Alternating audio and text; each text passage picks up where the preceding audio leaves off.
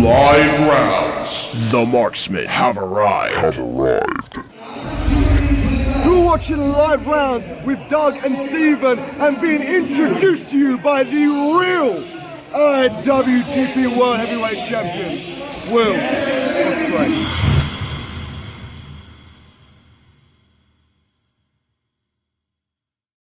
What's up, everybody? Welcome to Live Rounds episode 102. I want to thank everybody for joining us tonight, and also just good vibes, right? Like Edge is all elite. It's a lot of fun right now, a lot to discuss, and basically we have a new guest tonight in Phil, and it's going to be interesting, right? Because I'm a diehard Cowboys fan, he's a diehard Eagles fan, so this should be an interesting conversation. But it's always love between us. Like there's never been any hate or beef or anything like that.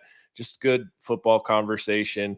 And also, he's a big wrestling fan. I mean, he's been to the Impact Zone. He's gone to AEW pay-per-views. Like he definitely knows his stuff when it comes to that too. So should be a good conversation tonight. How you doing tonight, Phil?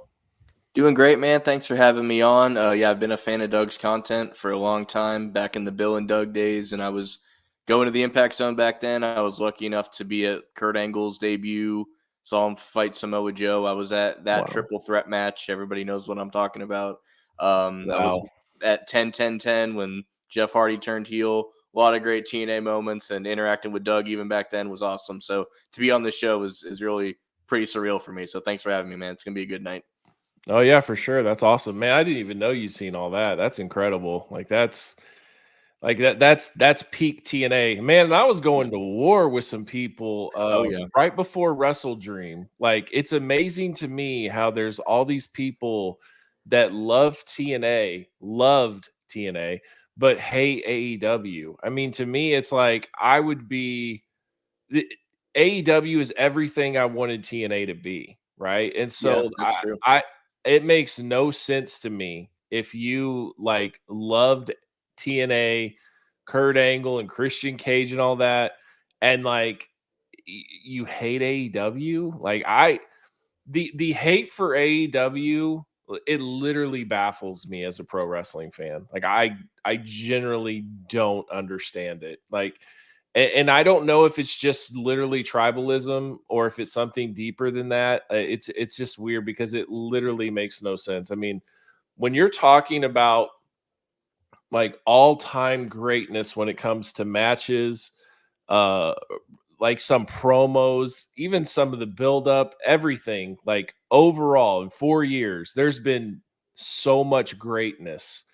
And I just like when this stuff is all archived and we can go back and check out everything, I think it's not going to be one of those things. It's like just going to kind of be like the ROH library for example, and just kind of there, but it kind of goes away. Like there's matches that people love. Stuff like I think this stuff's going down like crazy. Like, oh my God, check out AEW 2020, 2019. This match is insane. And that's going to be like for 10 years from now. And people are going to just be like, dude, go back and watch this match, like it's just banger after banger, great pay-per-view after great pay-per-view.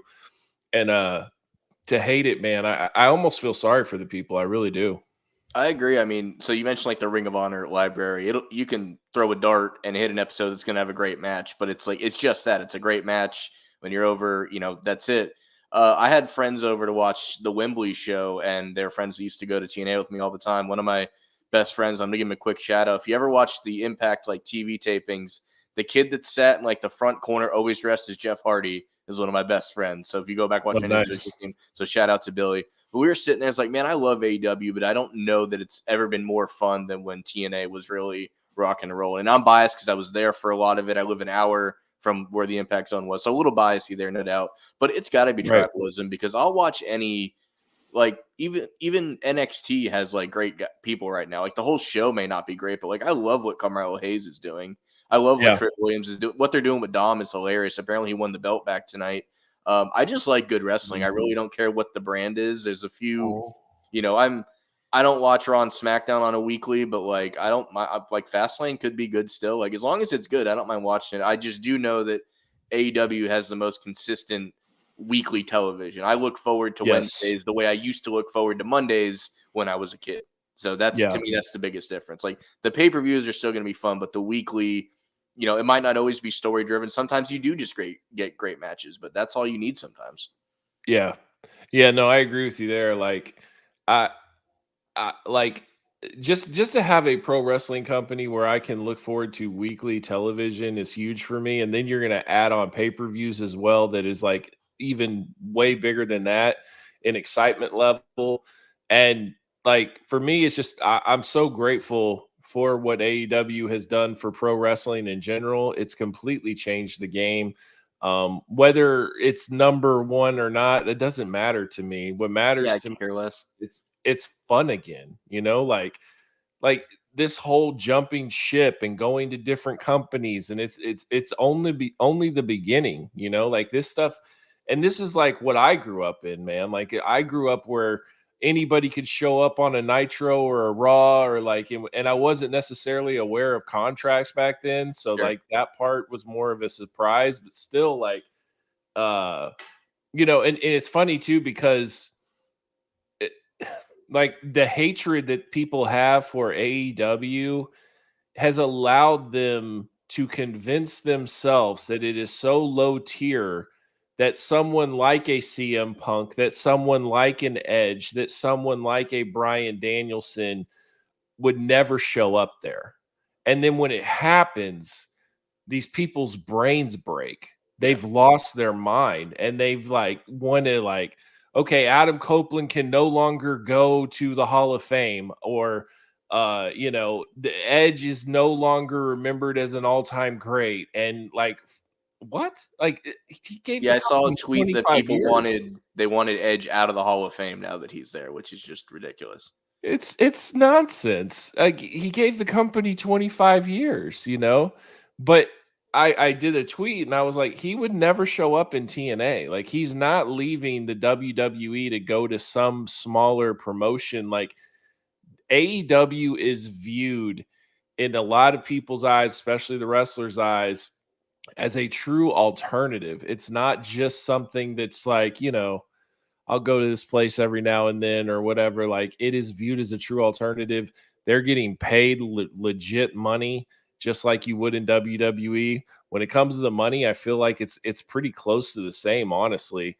And a lot of it's going to be way less dates. So there's a benefit there as well. So it's very interesting to me. And also I just think it's I think it's become more toxic tribalism than what it was when we were kids, because social media didn't exist. If you go back and you look at the Attitude Era, WCW, all that stuff, like social media was not a part of this. And like you bragged about it to like kids in your classroom at school, Right. You didn't go in these tirades on social media. So I think that's a huge part of it too. So a lot of different factors, but I mean, it's I'm lot extremely like, excited. That same classroom, you'd argue like what was better, Nintendo or Sega. But if you went to your friend's house that had the other one, you still played it. Like I was a 100%. Sega kid, but it didn't stop me from playing Mario. Kids came to my 100%. house, you played Sonic. So it's the same, Yep. like just because you liked one more, you weren't automatically saying the other one was bad. And I think that's the difference now. Well, and you might look at that controller a little bit, and you're like, I don't really like this controller. I don't like how do I run on this thing? Like you kind of talk crap of it, but you play, right? That was the best when you played Madden, and you're like, well, we're playing on Xbox. If we were on PlayStation, I'd beat you. Friends always talk like that. Exactly. Right. Yeah. Like I know the secrets there. Like the reason I missed that pun is because it's an Xbox controller. Yeah, Otherwise I'd nail it. Yeah, absolutely. So yeah, it's weird, but before we get too deep into pro wrestling, I think we need to talk about a little bit of football here, Phil. So how are you feeling about your Eagles right now? Because I'm watching from afar, and I'm not seeing the same team that I saw last year. And I'm really curious why teams are putting up so much points against you guys. Like the defense was supposed to be better, and especially in the defensive line when it comes to Jalen Carter and Davis and all these people that and I've seen them make some plays, so it's not like they're not a factor. But is the secondary really an issue? Like what's going on with the Philly defense? So what I see, and I actually had the opportunity 2 games ago, I was at the Monday night game in Tampa. So I got to see them really up close and personal. My seat was pretty high up, but still closer than I normally would be. And the way I view it, I think the D-line is as good as last year, if not better, just with the young talent that's put in there. I think the linebackers start to get a little questionable, and I think the way the linebackers work with the secondary is just a big question mark. And we've had injuries. Maddox is still out. He's usually the nickel. Slay is a beautiful football mind. I think that football body is starting to slow, and I mean that with all due respect. I don't like to talk bad about your players or mine. These guys do things we could never do, so I don't 100% bums or anything, but like none of them are bums. I could almost see Darius Slay in a situation where he finishes his career as a safety. Like he has to, because some of those corners, they get a little slower and they move back to corner. So really, to answer it a little quick is I do think the linebackers, and they're starting to come back together. I mean, we had 3 sacks from a linebacker against Washington. I do think the secondary is a little just trying to figure out how to gel. What people don't necessarily realize about the Eagles last year is they had a freakishly healthy team. We had like no injuries whatsoever. And the chance of that happening again is pretty much zero, and it already has been for this year. So I do think the line isn't the problem. I think it's, they're not trying to blitz nearly as much. They want to get home with 4. They want to get these guys, spread out or whatever.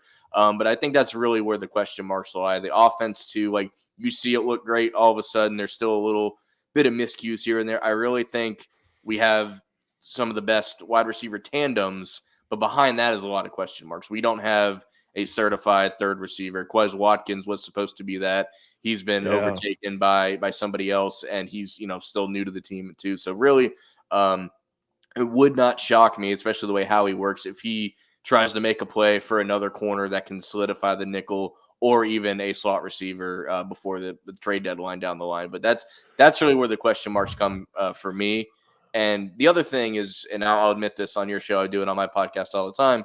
I was not the guy that like believed in Jalen Hurts right away. I had to be, proven wrong. And the only reason I felt that, I thought he was limited as a passer. He's definitely proved me, wrong in that regard. But you're not going to, once you get this much film on a guy too, like things are going to change.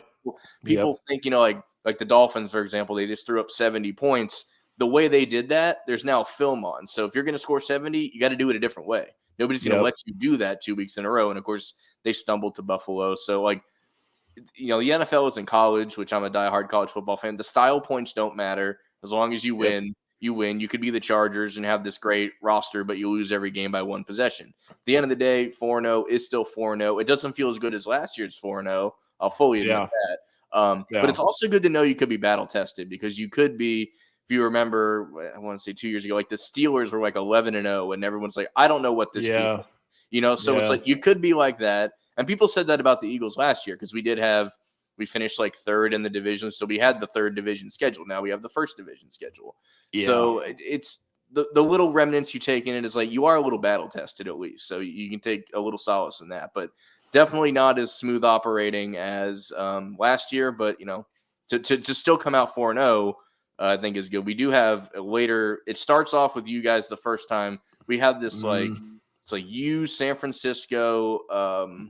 There's another thrown in there. It's like Miami.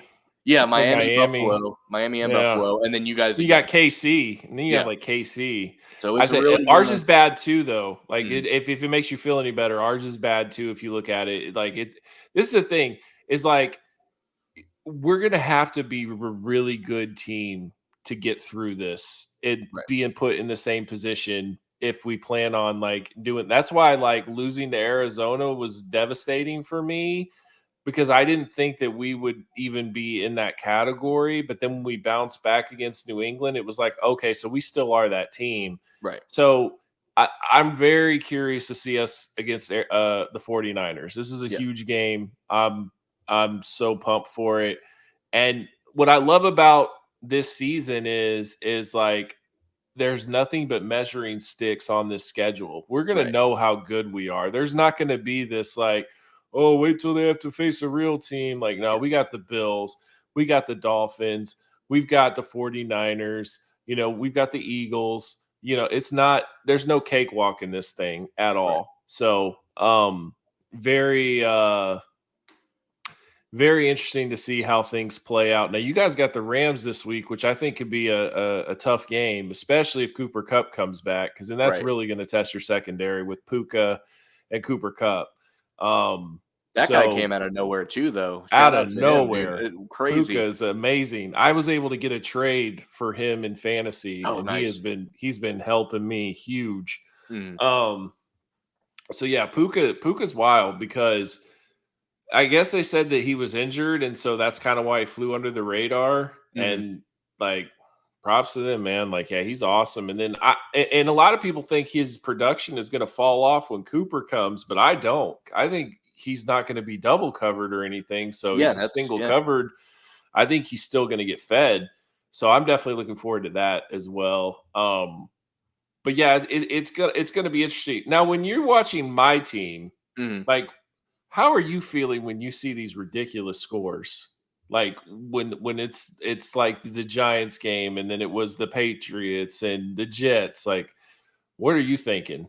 Well, the Giants one I kind of throw out because we see the season they're having. It's 10:30 the day after, and I think Daniel Jones just got sacked again. So yeah, exactly. I don't. No, I mean they're terrible. But I'm just saying, like when you first are watching it, like you're watching, you see the final, you're like, God dang, really? Like, no, I mean the Cowboys all the time do moves, whether they acquire a good receiver like CeeDee Lamb, where I'm like, damn, like that, we're gonna have to deal with that for a while. I remember when I had you on my show a couple years ago, before the draft, we talked about how we both loved Micah Parsons, and of course he ends up on your team. And it's like that's gonna be a problem for like a half decade minimum. So they make those moves all the time. Yeah. And, I said once recently on my show where like the Cowboys, they get to like the divisional round and then something crazy happens. You can set your watch to it. The same way it wasn't that long ago that the Eagles would choke in the NFC Championship game, and you can set your watch to that. So there's just these weird hurdles that teams build up themselves. So it's like I never look at the Cowboys and say there's a hole, there's a hole, there's a hole. I sit back and I go, what are they going to do to trip themselves up? Because that's usually what it seems like half the time. Well, it's like all of a sudden our kicker couldn't hit extra points for nothing. Couldn't make a field goal, couldn't do anything. And it only at the end, like, and he's right now, he's playing for the Rams. He's doing well. Like it's weird. Like he played well all season. And then he got the yips beyond the yips. I mean, he couldn't kick anything. So then it became a big head issue there. So, yeah, it's always something. Losing Trayvon's absolutely brutal because I feel like our defense would have been really – because he basically takes away the number one. And then you're just forced to have to deal with Gilmore. But listen, Deron Bland is for real. Guys from Fresno State, he was nothing. When we drafted him, I was just like, sure he'll play decent in special teams and maybe a camp body. Like that's all I thought. But that guy – he's incredible. I mean, 8 interceptions in his last 10 starts. And, like, he was a 5th-round pick. He was a rookie last year. He's only been in the league 2 years. So he's definitely helps us out there. Mike is a freak, phenom. You feel like Micah is such a good player that it's like those type of players don't leave the game without a championship. You know what I mean? Like at some point, like they find a way. And so when they don't, it's either so you might have guys like DeMarcus Ware that they had to like go to to Denver, and then you have the rare occasions of like Luke Kuechly is a championship level guy. He just left the game really early. Yeah. So unless guys do that, and but he did make it to the Super Bowl. Yeah, I mean, so like I said, I just feel like eventually we got to get over that hump, and the fact that if we make the playoffs again, that's 3 years in a row we've made the playoffs. That hasn't happened since the 90s. So I mean, there's not like we're not in a progression heading towards the right direction. And then with you guys, like I feel like we're gonna split. I feel like we pretty much always split. So it's like 1-1, and we'll see what happens. It'll be a battle for the division. It's gonna be close, but definitely looking forward to it. But I know you guys didn't come in here to just hear us all talk about football, but just wanted to get some of that out of the way because Phil's very knowledgeable about football, and he loves the team I hate and vice versa. So, and the reason I hate them is mainly just because they're in our way. If if they sucked, if they were garbage, I wouldn't hate them. I wouldn't care. They're irrelevant to me. Like, I don't have the same hate for the Commanders as I do the Eagles. Exactly. You know I'm what I so mean? glad you said that, because I was going to end it with like from the Eagles perspective, like growing up and people telling me like hate this team, like it came from like the Cowboys didn't even, because the Eagles were terrible and like they didn't even give them a time of day. It was like a disrespect thing.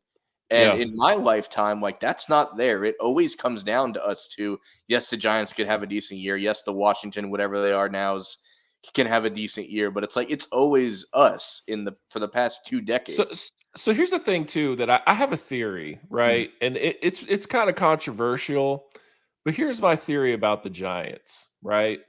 So I don't think they were ever that good, ever. Even when they won the Super Bowl, they got hot at the right places. But if you look at teams after they win Super Bowls, they usually still are somewhat decent. These teams fall off a cliff.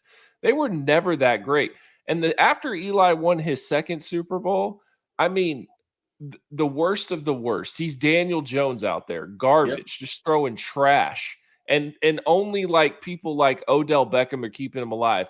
But I blame the Giants a lot for how the Cowboys approached every year, because basically they saw a team that wasn't that good, that was pretty heavy with not a lot of depth. And they were like, you know what? We can do the same thing. We just got to get hot at the end, because we beat this team. We beat this team every year. They're not going to be a problem.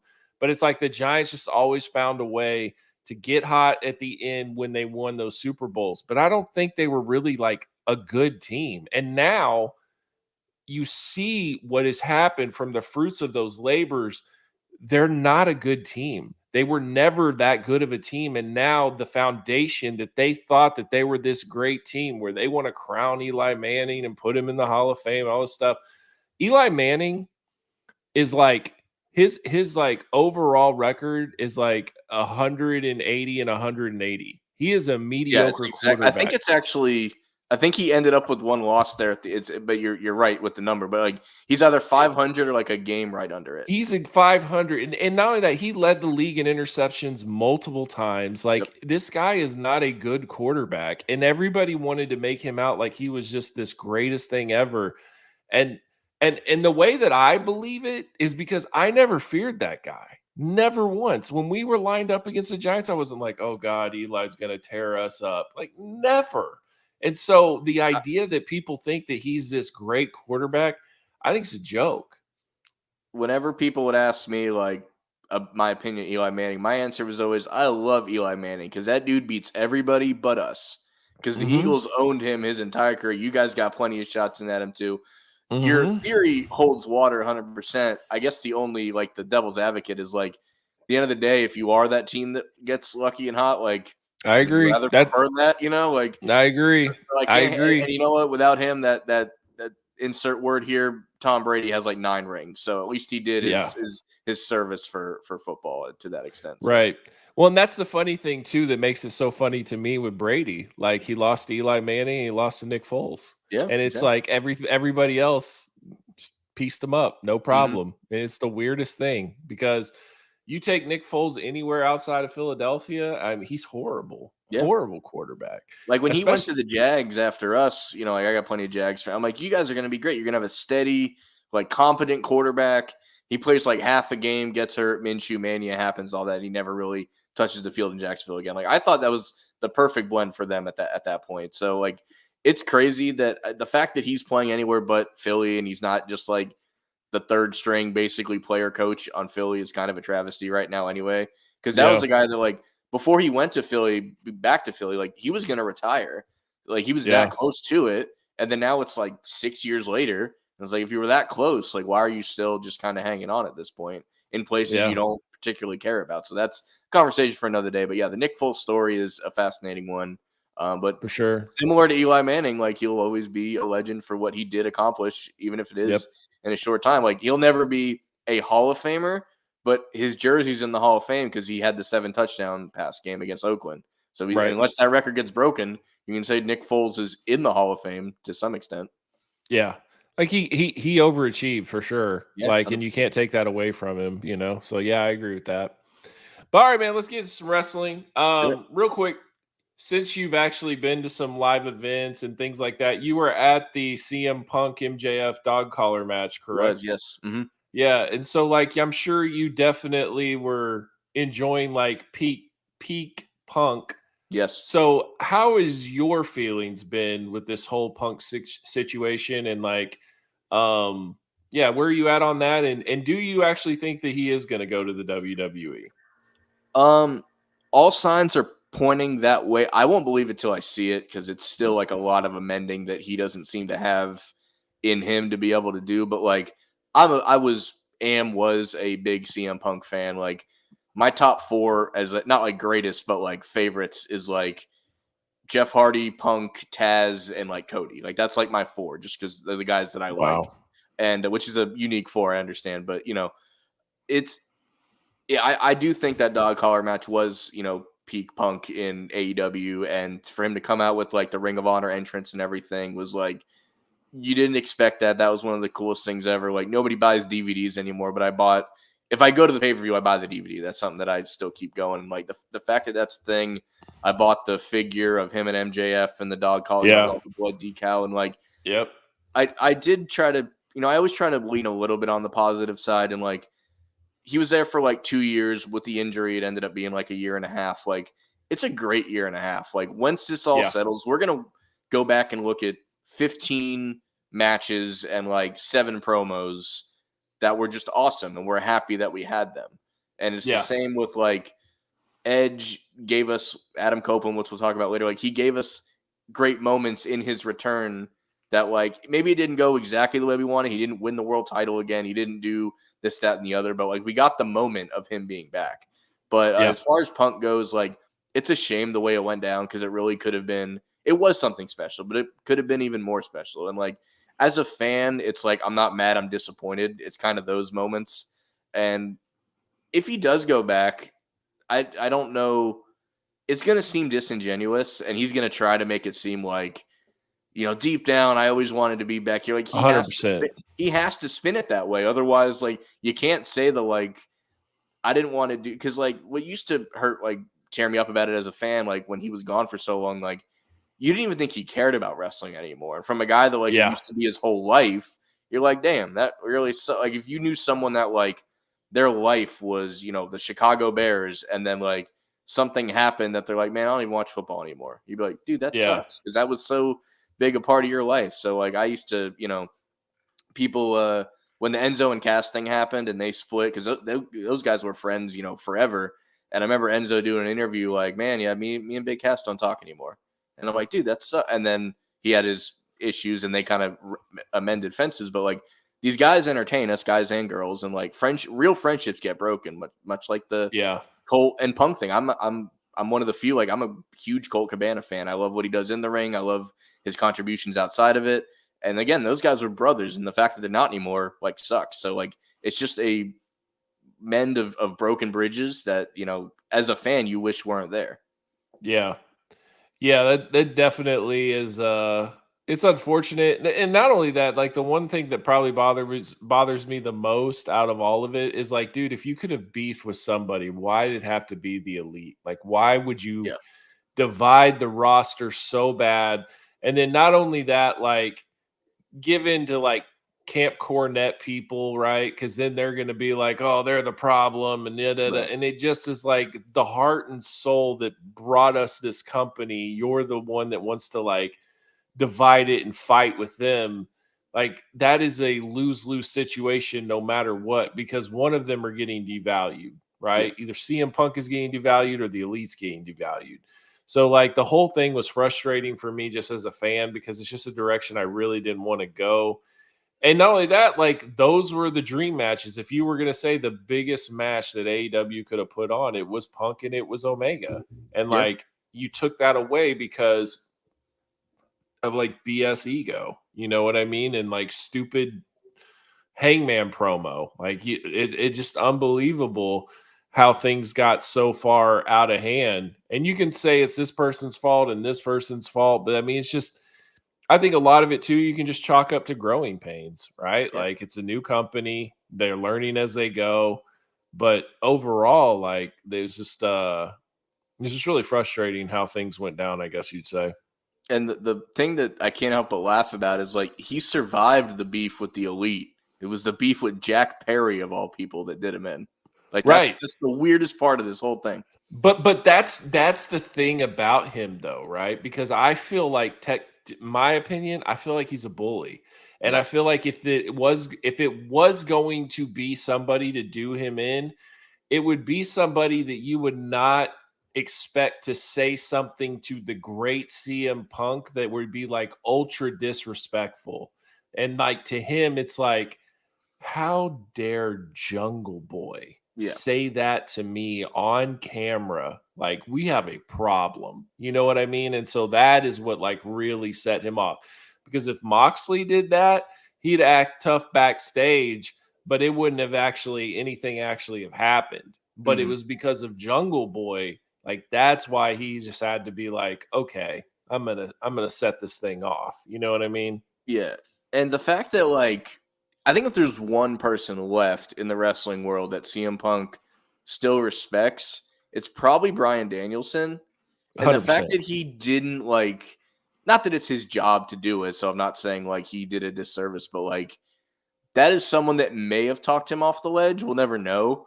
But like I'm surprised he didn't get involved at any point because he seems to, the flip side is he really cares. And I don't know if you ever saw the thing Tony Khan was like, if I was ever bedridden and someone else had to like run a Dynamite, he'd give it to Bryan Danielson. So like the fact that he views him that way, I wonder if he's like, hey, like you guys go back, like you want to. I also like not really a theory, but like after the Elite thing happened, I think he thought that was going to get him out, and then when it didn't, he's literally just like scanning the locker room and like, what can I do to do my final straw? Jungle, okay, that'll work. Don't use glass, like you know. I feel that way about it a little too. Well, when he also like held out for an extra week because of Ace Steel and all that stuff, like to me, that doesn't sound like somebody that really wants to come back, right? Yeah. And then when he did his promo, I mean, it was no apologies, no nothing. I was in the wrong. It was just flat out like, you know, screw everyone. I'm here. I'm the people don't like me because I'm real, blah, blah, blah. And I didn't really like his Collision run, in my opinion. Like, I didn't think it was that great. Like, I felt like he was treated more mediocre, but yet he was like the main guy on the show. But like, and then when he got to having the fake belt and all that stuff, like I'm very curious what would have ended up with all that stuff. Yeah. But overall, like I felt like his value in AEW wasn't the same. The ratings weren't the same. He wasn't he was still a star. I'm not trying to say he wasn't, but it just didn't have the same buzz, you know? I agree. It was kind of like a hollow hype. Like on the surface, you're happy he's back and he's teaming with FTR, and like the matches were good, which, you know, it's like I could probably count on one hand the amount of bad matches that have happened in AEW. That's never the problem. It's just like, even as a viewer, you're like watching on eggshells. You're like, what's going to happen? Is Jay White's, you know, jab going to go up a little too high and get him on the chin? And, you know, like, is that all it's going to take to go back to square one? So, like, even as the whole thing was just on eggshells. Like, it was built on a house of cards when he was on top. Yeah.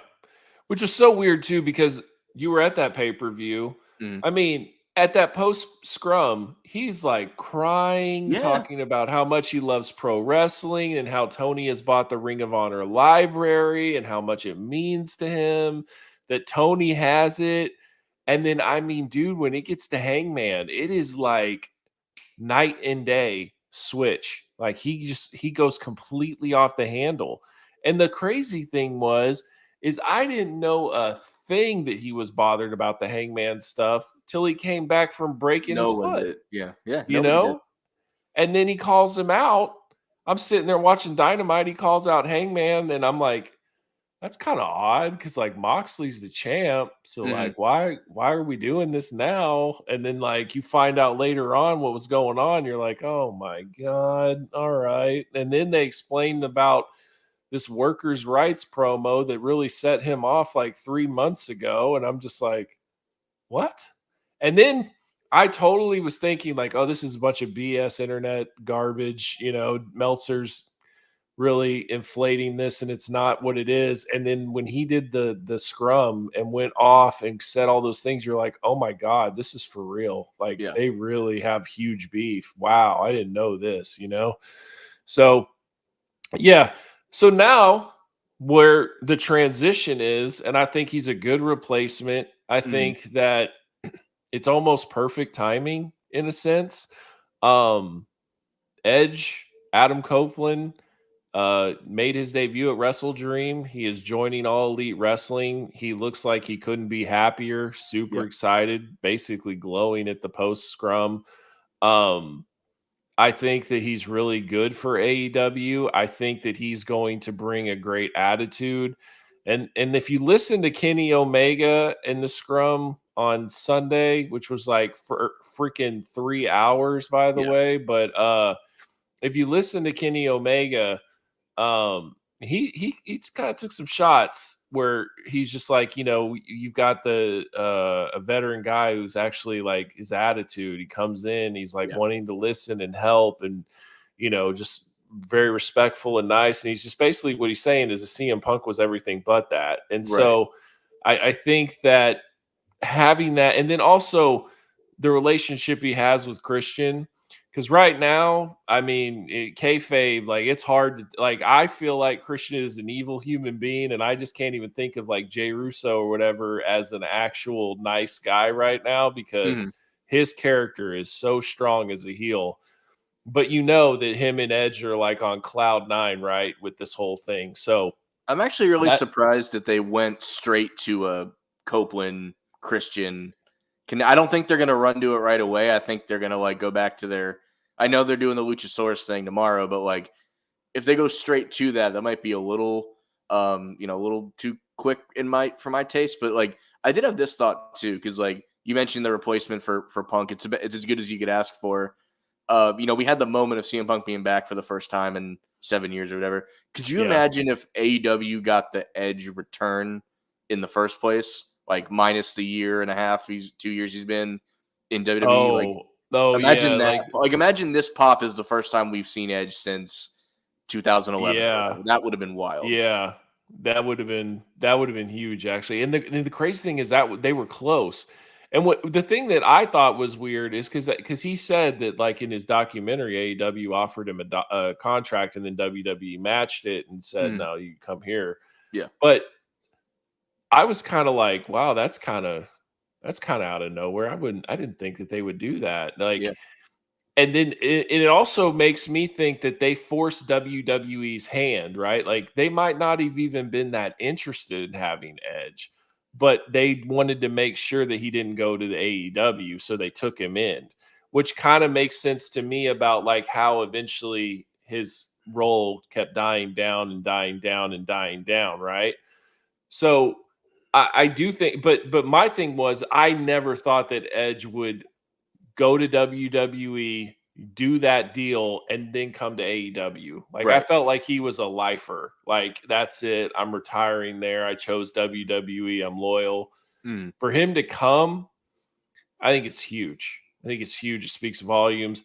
I haven't necessarily been the biggest Edge fan, like as his whole career. Yeah. I really didn't like him back in the day when he was first starting to be a singles. I didn't believe in him as much, and I felt like it was really forced.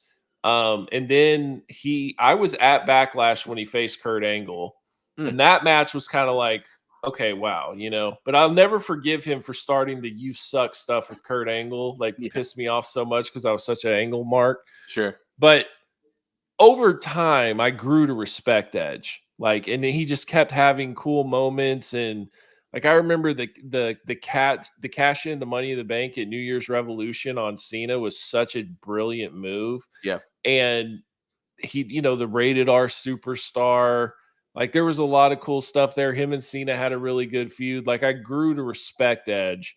And some of his promos are incredible. His passion, like a lot of it. And then even like the documentary where he came back, it just shows how much he cared, how much he wants it. So like, and the fact that he's 49 years old and still wanting to do this is pretty incredible as well. So overall, like very happy he is in AEW. Like I said, you can definitely feel the loss of the momentum without CM Punk. Ticket sales are not the same. Ratings are not the same. So they really needed something. So I'm very happy that they do now have something to kind of really garner attention and people will actually want to check out. I think you hit the I nail think on it's the really head good with that too. Is like WWE signed him just so he didn't go over there because there's proof in his run. Like they didn't really give him. Yep.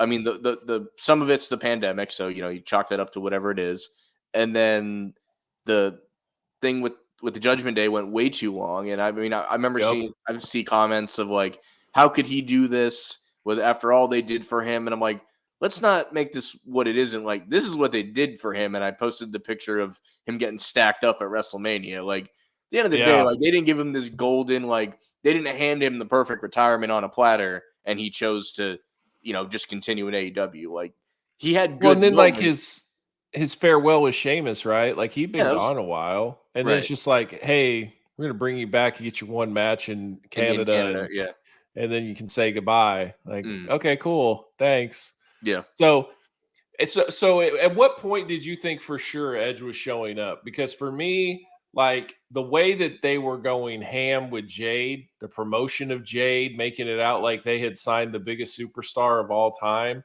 Right. I thought that was really odd. And then when they made Darby and Christian the main event, I was like, oh, he's coming. He's coming. Like when I saw that, I was like, he's definitely coming. And I thought they did it really well because the Nick Wayne turn, which you could see a mile away.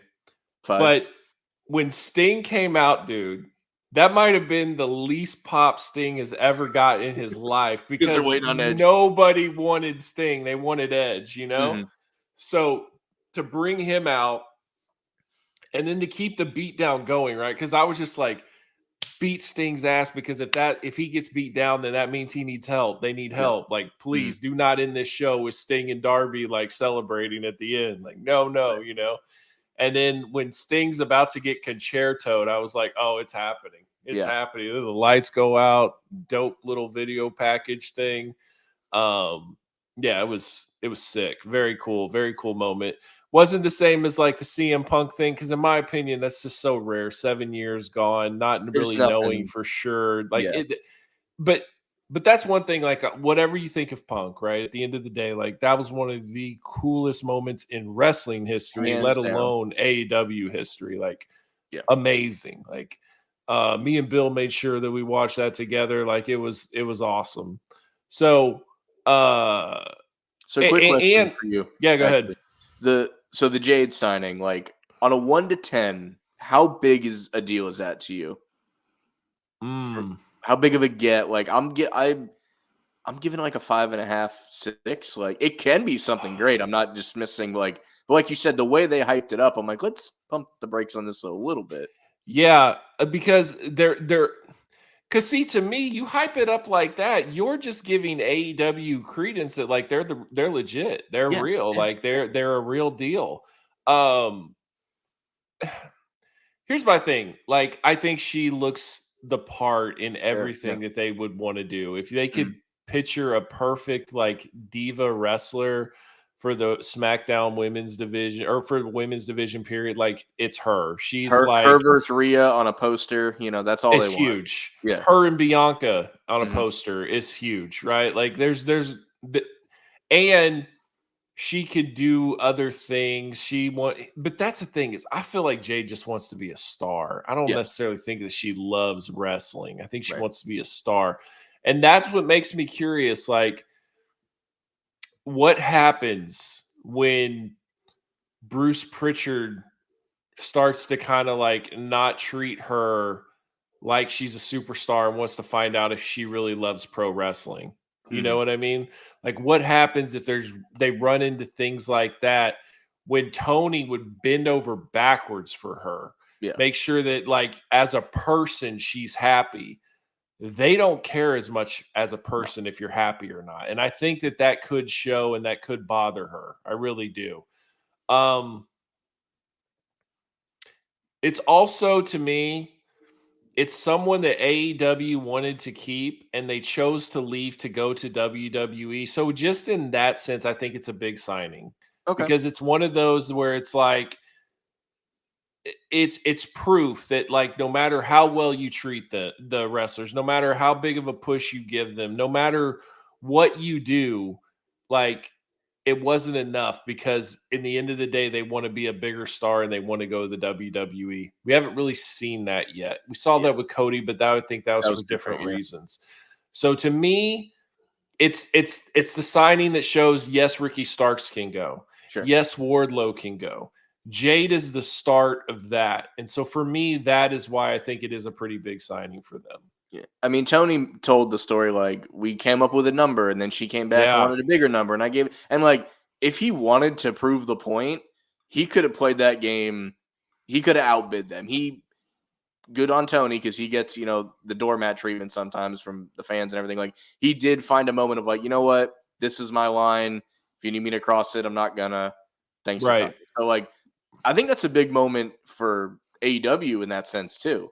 That like Tony is gonna like find a moment of like, all right, this is it. This is what I can offer you, and that's it. Like he's not gonna get walked over by everybody. So that could be a positive for them too. But like me, weirdly, just like because Brian Pillman Jr., like I'm excited to see him in NXT potentially do something cool than I am Jade doing whatever they're gonna do with her. But that's just at the moment. They could end up with something great. I just don't know what that would be yet. See, but the difference between Pillman is AEW chose to move on from him. And like with Jade, they wanted to keep her. And that to me is why I feel like it's a bigger signing, just because it's like it's proof that like they can't keep people that they want to keep all the time. That's the first example of someone they wanted to keep and they chose to go somewhere else. Now, granted, Cody, but like I said, Cody's different. Story. Yeah. And we'll see how that whole thing plays out. Sure. But I do think that that's really it was a little bit of a punch in the gut to see Jade go though, because I really felt like that they were the NXT for her. They developed her. WWE turned her down, was not interested. She went to AEW. They made her a huge star, TBS champion. She only lost twice her entire time being there. Yep. Like, and then that's the other thing. People were like, well, they didn't really use her right over there. First, she was green as grass and they were giving her pay-per-view matches. You know what I mean? And they were letting her squash everyone while she was learning. So I don't really know how much better they could have treated her. I do think they do have a weird problem, though, when it comes to the TBS and women's title, because sometimes the TBS title is going to look way more important. Like right now, Statlander looks like a way more legit champion than Saraya. Like, and I really thought Julia Hart was going to take the belt over the weekend, but I was kind of surprised that didn't happen. See, I personally didn't think that was going to happen just because she just beat Jade. And then if you had Julia Hart beat Statlander, then it's like the her beating Jade doesn't make a lot of sense, right? True. Like, why wouldn't you just set up something unless you're else? Moving her up to the world title picture at that point. Right. But, I actually have a really funny Jade story before we move to the next thing. So she played college basketball at Jacksonville University, and I've done work for Stetson University in DeLand. I've actually worked a basketball game that she played in and didn't know it until years later because obviously she wasn't well known then. So I've actually seen her play college basketball. Funny story. And is that her real name, Jade Cargill? I think it's spelled differently, but let me check actually in the meantime. But yeah, so just wanted to throw that in there. Yeah, it's weird how sometimes, like, there's a one time I was at a UFC fight. I was at a UFC prelim, right? Mm-hmm. And Islam Makhachev is like he's the champion right now. Yeah, okay. He's the champion right now. And I mean, I saw him get knocked out. And like he's never lost since, and he's been dominant. He's like baby Khabib, basically, but like he got knocked out by a bum in the prelim. And like that guy lost like 3 or 4 in a row after knocking him out. But like it's like weird. And the only reason I remembered it is I was going through some of my pictures and I was like, that looks like Islam. So then I looked up the card and I was like, holy crap, that was Islam that got knocked out. Like, wow. And then no matter how good he gets, that's still in the back of your mind. Like, I've seen this guy get slept. Yeah. Yeah. It's weird. So we got some super chats. Let's get into those before we go into any other topics. But definitely appreciate you guys. If you haven't, please smash that like button. Definitely appreciate it. We have 46 people in here right now. And all the super chats. Thank you so much, guys. Thank you for supporting the channel. I definitely appreciate that as well. So let's get into it. Cactus with $20. Thank you so much, Cactus. I really appreciate it, man. Says, hey, boys, your thoughts on Ed's social media post letter, which I absolutely agree with. There's great wrestling everywhere, including WWE. You should have to pick on one over the other. Also, NXT is stacked next week versus AEW. Yeah, so I thought Edge had a really good, passionate post about the tribalism issue and how we should just be enjoying wrestling. And this is my plea too, to like just wrestling fans. If you are going to hate something just because it isn't it's a competition or whatever towards your favorite company, you are going to regret it.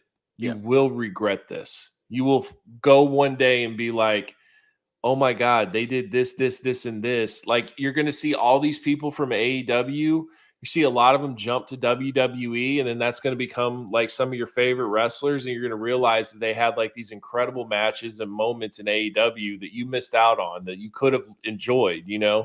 Like, there's going to be times, because I mean, for me, like, we'll just talk about history. I mainly watched WCW live. Like, I did not usually tune into Raw until it got to about 98. Like, 96 through 90, late 98, like, I was Nitro over Raw all the time. Then when it started to turn and Nitro just got unbearable, then I started watching Raw. But I missed a lot of cool stuff on Raw because I just wanted to watch WCW because I thought it was better. So if you have the opportunity now in 2023 where you can watch all the shows and DVR and everything, like, take advantage of that. And you never know when somebody that does something in one company might affect it in the other company. Right. I think a lot of this, like in draft picks, right? Like, I wanted to draft Anthony Barr. I wanted to draft Tavon Austin. I wanted to draft a lot of these people, and we never did, but they came to my team later on. Now, granted, they weren't the same players, but like, you just never know. Like, when Brandon Cooks, I wanted Brandon Cooks a lot. Yeah. And now he's on my team. And it's like, if I just looked at the draft and if I didn't get him right then and there and think, oh, I'm never going to have him on my team, you never know. You never know. I didn't think Trey Lance was going to be a Cowboy. Like, who knew that, you know? So it's just one of those things where, like, you have to understand. And like he said, are you an acronym fan? Or are you a pro wrestling fan? Right. Because if I can find great matches, if you tell me something's great, I'll seek and find it. You know? I get people that message me all the time saying, hey, man, you might want to check this out. Or, hey, man, that's good. You know? And I'm like, okay. Yeah, this random New Japan match that I may only know one of the two people in it, but I'll check it out. I think another good example is like I'm a diehard college football fan. I'm a diehard UCF Knights fan. And like Gabe Davis, most people know him on the Bills. Like, I'm not a Bills fan, but when he scores a touchdown, like, I'm pumping my fist. So it's like, he might not be an Eagle. Like, there's only been a handful of UCF guys to play for the Eagles, most notably Asante Samuel. But like, the chances of him getting on your team from your college to your pro team are slim to none. So you still got to be happy for the guys on these other teams. Like, if your guy scores for the Broncos, like, you're still happy because that's your guy. They can be your guy regardless of where they are. Wherever your connection starts with them, you can then just continue on. And yes, NXT does look stacked. Cody's going to be on NXT. I don't know if you saw that. Like, so are they on Wednesday? He has a Did I miss special announcement. It'll be the Dusty Cup, probably, if I had to guess. Right. So are they on Wednesday? Did I miss that? Did they have to, because they're against each other? No. So Dynamite is on Tuesday next week. Ah, okay. Didn't know that. And that's also Edge's in-ring debut against Luchasaurus. And also it is Sheeta versus Saraya for the title. So they've got both those matches. But I'm telling you what, Tony saw those graphics tonight. He's cooking. Oh He's yeah. cooking. You are messing with the wrong man. Mhm. You are kicking the wrong guy. He will find a way to really pop something. So it's going to be in Kansas City. My buddy will probably go. Nice. Man, like Kansas gets these banger dynamites. I don't get it. Like they get ignored for everything, but man, for Dynamite, like Yeah. they got Omega and Pac Iron Man match. Oh wow, yeah. They got Omega and El Vikingo, and now they're getting whatever this is going to be. So I mean, Edge's in Tony's ring at the debut. point. He's at the point now. Like we're 4 years, 5 years into this. Like they've hit a bunch of places, and you got to know, like for TV, this works. This town might Yeah. not work for. Like I could do a pay per view or a special here, but like by now, you know the like 20 really good markets. Like if I want to hit one out of the park this week, like I need to go to one of these markets. So it's like it's good that they're being rewarded if they they keep coming back because they keep giving them reasons to. So Yeah. that's good. So Like I the Hardys saw. debuted in Fort Lauderdale. You could have done Orlando, Yeah. Miami. Like there Right. was nobody there. I'm like, why would you do it there? And like they'll probably never go back to Fort Lauderdale, but they'll go back to Jacksonville, Orlando, whatever. So Yeah. So I saw that it was going to be Asuka versus what was her name? Roxy, whatever her name is now, Martinez, Roxy Martinez or something. It's going to be her. It's going to be John Cena is going to be in the corner of Carmelo, how weird. and he's facing Braun Breaker. And then it's also Cody has a special announcement. So, Which I think the yeah, announcement is the Dusty Cup, is my guess, but it's still a reason that to makes put him on the sense. show. Yeah. Yeah, that makes sense. But yeah, so when it comes to the competition, like I'm all for it though, man, because that Mhm. just means each place is going to stack the card against each other. What'll be interesting though is like it was clear NXT show really hurt Collision in the ratings. Mhm. Does WWE continue to do stuff like that where they're Yeah. just like, oh, let's mess with Collision, let's put NXTs on Saturdays, like let's, it'll be interesting to see how they want to put up a fight, And there was a good 2-year stretch for me, like prior to like when TNA fell off the cliff and before AEW, like me and my friends would go to the NXT tapings. You'd be there 3 or 4 hours, and then that month you could watch the episodes as they came out on Hulu or on the network. I forget where they were at Yeah. the time, but like this is in Yep. like the Sami Zayn, Neville, Yep. Kevin Owens era, and like Good NXT was times. fantastic back then. So it's like you'd love to see it back. I've been to one taping in the 2.0 version, and it's just weird. It's not at Full Sail anymore. You actually park at Full Sail and get in a bus, and they bus you to the Performance Center garage because there's no parking Interesting. there. Yeah, it's a really weird, like, Interesting. because there's only so much, and it's free to get into still. It's first come, first serve. You have to like pre-register on an email that they send you, which they still send me, even though I've only been once. And So you get like a ticket when you pre-register, yeah, but yeah. and then once they have so many filled, then they'll just say like, "Hey, we're booked." Try Basically, next time or there's whatever. like 3 Greyhound style buses, and that's the amount of people that fit in the thing. That's So I interesting. went before, it was the taping right before the War Games when like Johnny Gargano went away, basically. Like, he was gone for however many months before he had his kid. So it was at what might have been his last NXT appearance before the. So this is going back a year or two now at this point, but Yeah. it is just a different vibe. Whereas at Full Sail was fantastic. I was at Arrival and the first like 2 or 3 takeovers at that point. Okay. So like a lot of great memory. I mean, Enzo and Cass were as hot as can be. Like Mojo Rawley was even over. I was at when Adam Rose was a thing. Like Adam they weren't Rose, they weren't yeah. all the greatest, but it was just fun, man. It was wrestling at its like purest form. You felt. Yeah. Yeah. No, it was a fun time. And that was the thing though, was it was like when before AEW, like NXT was really the thing that was like getting you by as a wrestling fan to Definitely, like yeah. really enjoy pro wrestling. But it's like if that when that goes away, what do you have? Yeah. And so I'm just so thankful that AEW came into the picture, because eventually that's exactly what happened. They wanted to get rid of all these indie guys and make it 2.0 and look for people who can't work and develop them and all this stuff. And it's like, former boy, college athletes that, all right, just come here yes. and train and that kind of thing. Yes. So, and you saw what happened with Gable Stevenson, right? Like, it didn't work out, and he had all the hype in the world. He got pushed through the moon of just like promotion wise. He was at WrestleManias. Like, they had big plans for him, and he didn't want it. Like, and his brother is in NXT and has at least made he's on the show, so he's already done better. I mean, Gabe, he was technically drafted too, so he counts as a draft bust, I guess. It's wild. Yeah. Wow. Alexander Fitzgerald, thank you so much for the super chat, man. I appreciate it. It says Edge and Sting in the same ring was a mark out moment. Definitely. Edge versus Omega is a dream feud. Eventually we will get Edge and Christian teaming up down the line.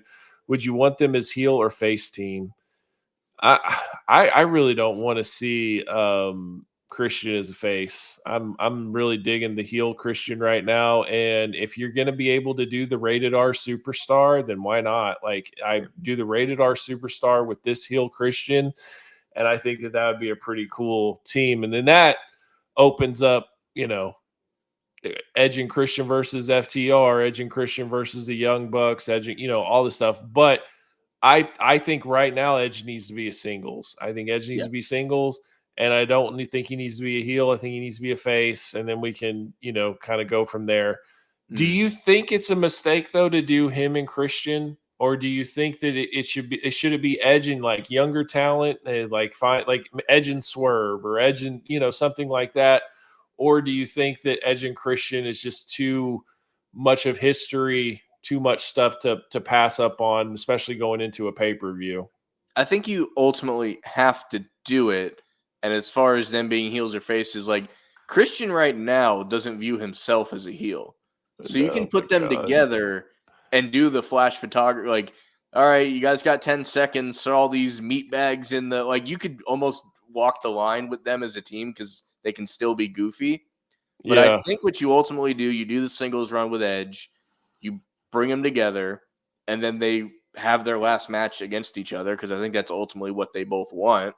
So they can eventually break up, feud, last match, Edge can win, Christian can win because he, at the end of the day, like, never got as much shine as Edge. So, I don't think Edge would care about it. Really wouldn't matter who went over, but I don't think Edge would mind putting him over. So, like, singles run, team them up, break them up, singles feud against each other, curtains.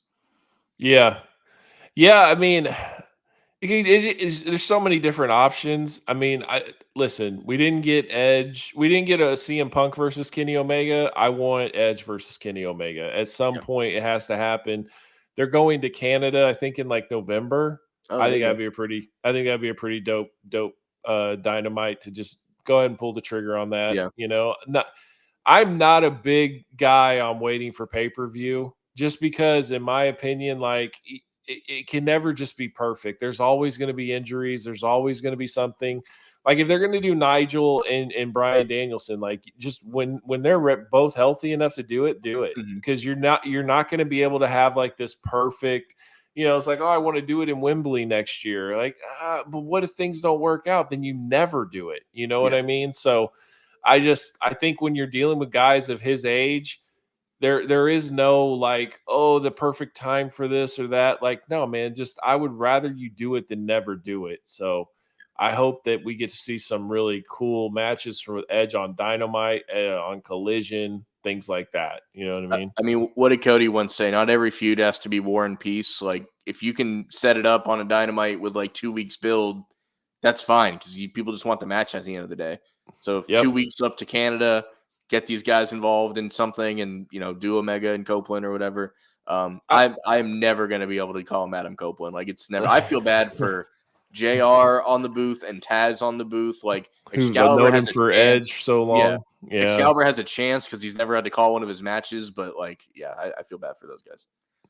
Yeah. I mean, At least like he's done acting and stuff, so we know what his real name's been. Like Adam Copeland is not like a shocker to me, like, oh, that's his real name. Kind of like when Zack Ryder left, like Matt Cardona was pretty established of like true. who he is. Brian Myers, same type of thing. So I think he'll be okay. I think he'll be the problem is how do you cheer for him? Adam, and he's one of like four Adams, right, like rated R, rated R, because he did trademark that, so you may have to go with that. I don't know, but you can't do it if he's not actually the rated R superstar. Like, he can call himself that, but like what are you doing that makes you rated R? You know what I mean? Like, so I don't know. Could John Cena come to AEW eventually? So here's the thing. I think as great of a human John Cena is, as great of a guy that he was to pro wrestling, WWE, I think he has done two master disservices to pro wrestling in general. And one is he never turned heel when he was at his peak of being a baby face. At some point, it should have happened. At some point. Two, if he really, really cared about pro wrestling and wanted to make this thing fun, he would jump. He would jump because Hogan did, right? Yeah. And that was the game changer. And it would be no different. You would be older. You'd be past your prime. You would go to the WCW, which is AEW. You're in movies. You're give him promoting a faction? Movies, the Hollywood. Why not? Why not? Do you give him a faction at that point? I think so. Maybe put them all with the WWE guys, like Edge, Christian, Cena, all those guys. Yeah. That's exactly what happened. Like, people don't understand why the NWO became so huge. The Cena of the WWE left and went to the other company and became a bad guy and brought all the former people that worked in that company, became a group and acted like they were there sent from WWE to destroy WCW. Like, it would be huge if Cena showed up in AEW. It just as a pro wrestling fan, it would be the right thing to do. For WWE, no. Yeah. But man, like, in my opinion, it's bigger than that. Yeah. And I know that Cena watches AEW. There was even like something. Yeah. And there was even something that like leaked out where like he was like, dude, are you jumping ship or something like that to somebody? And they were like, no, where'd you get that from? Whatever. And it was like, oh, it's John talk. Like, I think it was Cardona. I think it was John texting Cardona saying like, hey, are you showing up at AEW tonight or something? Because there was starting to get rumor. Remember when the Collision list leaked out and it had Cardona? It was a fake Collision list. But it had Cardona's name on it. Like, Cena texts Cardona and was like, hey, dude, are you going to Collision? Yeah, so he's got his eye on it. Yeah. So he's paying attention. So like, man, that would be epic game changer if he did. I mean, he's well past his prime. He wouldn't need to wrestle a bunch. Yeah. But like, imagine like the Blackpool Combat Club versus like that faction, C Nation. Like the C Nation or whatever they want to do. Like, that would be massive. It'd be so dope. You want to talk about fun pro wrestling? That's when things would get really interesting. So if that super chat was up like a month ago, I'd say no, there's zero chance. But with everything going on, like, I'll give it like 12% chance. Because he said eventually. Right. So I'll say like, and the one thing you mentioned, what the disservice that John Cena has done in the wrestling business, which does not outweigh the positives, but they're there. No, him and The Rock are extremely guilty of these two of this together, and I bring it up to a lot of people when they're like, yeah, man, like, I'd love to make it, but like my schedule. Like, you make your schedule. You pick the movie. You produce half the movies you're in. And The Rock finally admitted on Pat McAfee's show, he's like, it's not the schedule. I can move that around. So like they finally have got away from just saying like, it's like if somebody was self-employed and be like, yeah, man, I can't make it to your birthday. I got to work. It's like, well, are you sure? Because you're the one that makes you work at that moment. So like, I always hated that excuse, and I think they're at least finally coming away from that. Well, I think Endeavor is a big part of it too, right? Like they're bringing in a new ownership, probably more money. I think they really want The Rock, which really makes me question what they're going to do with Cody. There's a lot of things in play. But see, like that's the thing though, like right, like we just had an amazing pay-per-view in WrestleDream, but we're also like going to possibly get The Rock versus Roman Reigns and Cody. Where does he fit in? And like, there's still a lot of fun stuff on the other side as well of like what could happen and things we could get. So like, and like I said, when it comes to wrestling figures, Mattel hands down best in the game. Like the Ultimates are incredible. Speaking of that, let's see. I just got the new Rock from Target. Oh, nice. The newest thing that I've got, because I was gonna bring this up at the end, but we were actually gonna do a show together like this time last year, and a hurricane like flipped through our area, and my entire house flooded, and I'm just now getting it back in order. So it's great to be able to be on it. So a lot of my figures are still in bins, but I collect as well. But the most recent thing that I got was the Pat McAfee.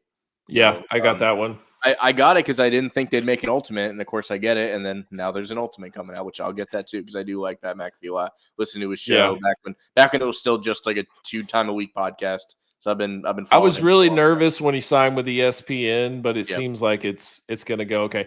Because the funny thing is it's almost like an inside joke. Like it's very meta. I watched a piece of it today.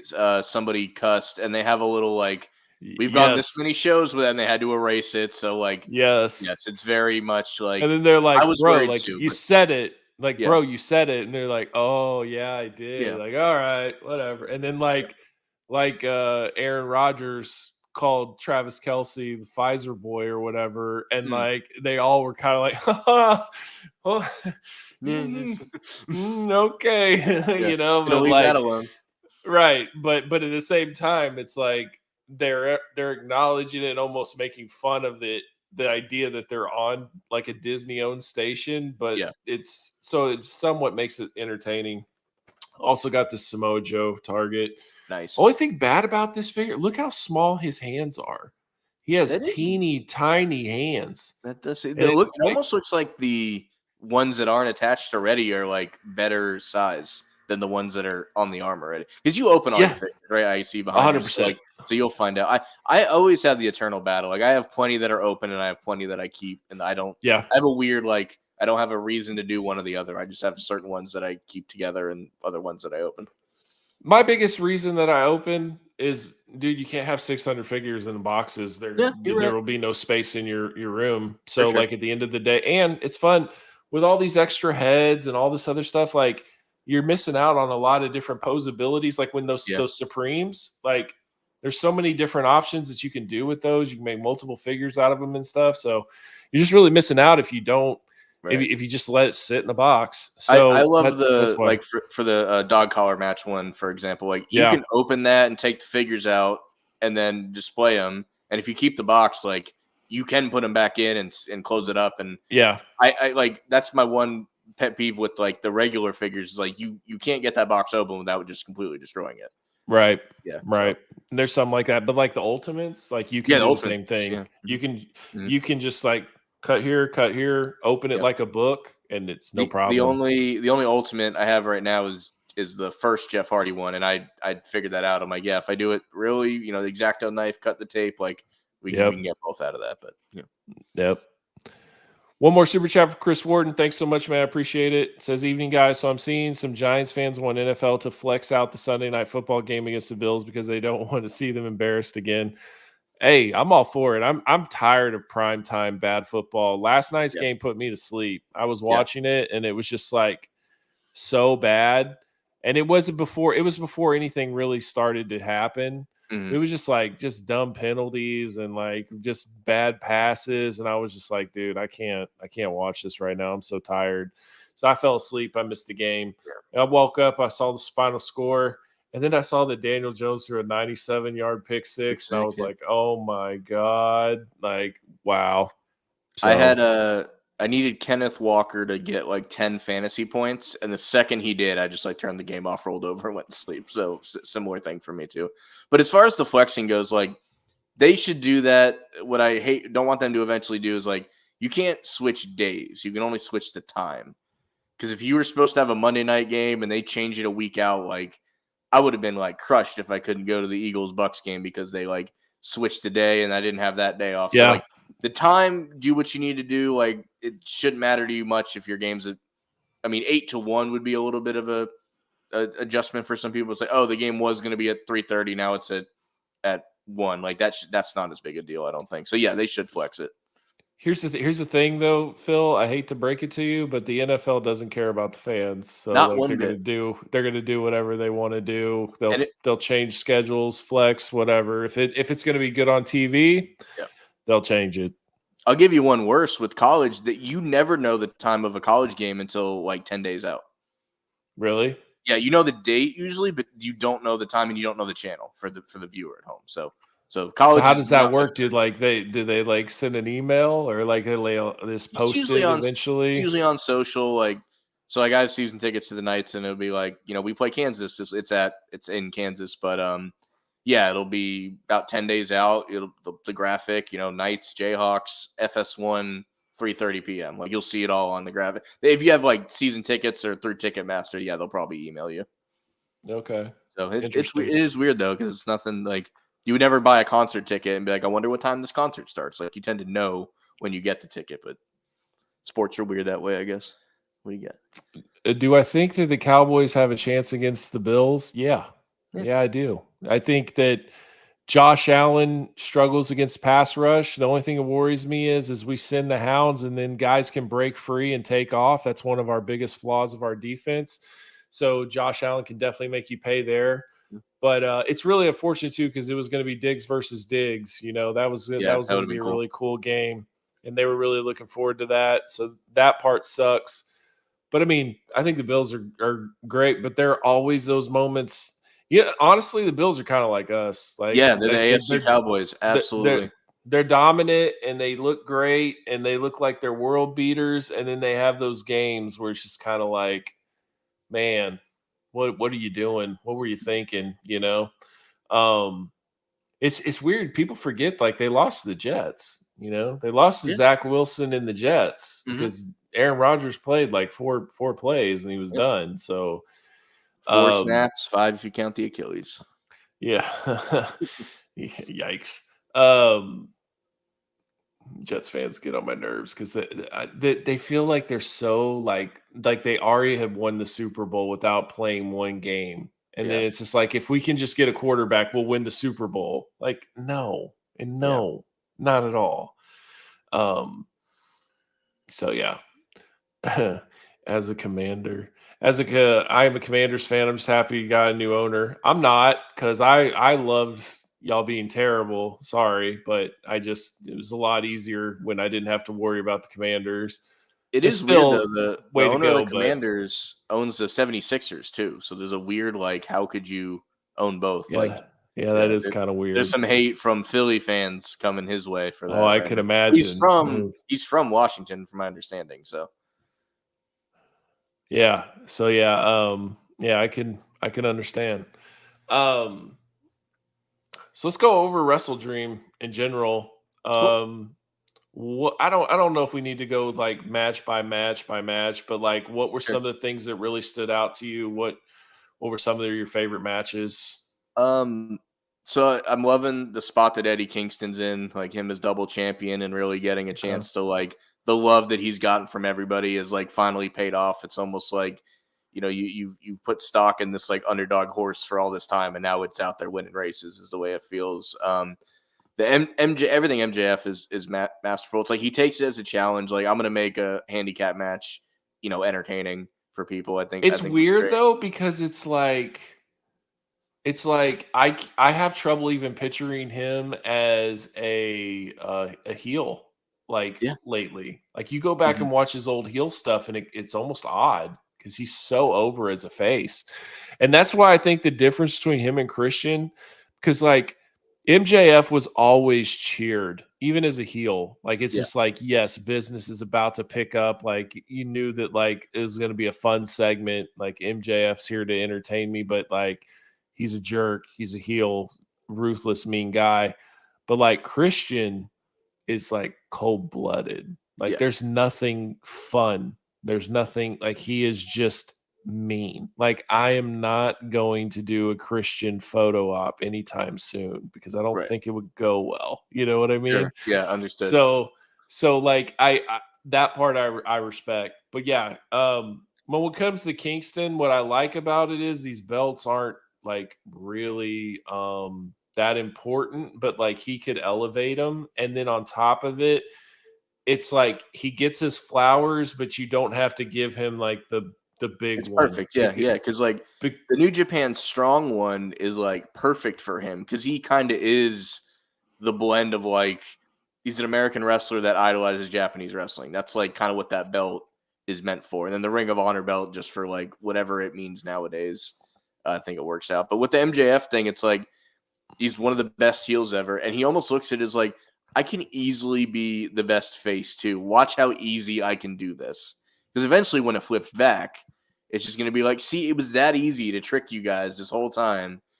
You know, like I was at the first, I think it was the first AEW show, that Fighter Fest thing they did. Yeah. And he came out and was like, I love video games. And then I lost my virginity. Like that was most people's first, you know, real time hearing him speak. And it's like, he's been the same ever since. He's like, was that the Street Fighter Elite? Yeah. Mm-hmm. Yep. Okay. And the Cody Darby time limit draw. Yep. Yeah. Yep. But it's like he's always been like, I can put you in my hand and then crush it. And it's like that's all he's doing now is just putting, you know, people right where he wants them and just does everything he can. And like in this case, he's doing it in a way that, you know, it's physically trying on him because he's wrestling twice in a night or wrestling two guys at once. But it's like he's doing it to prove that he can, I think is where this will ultimately go when he changes again.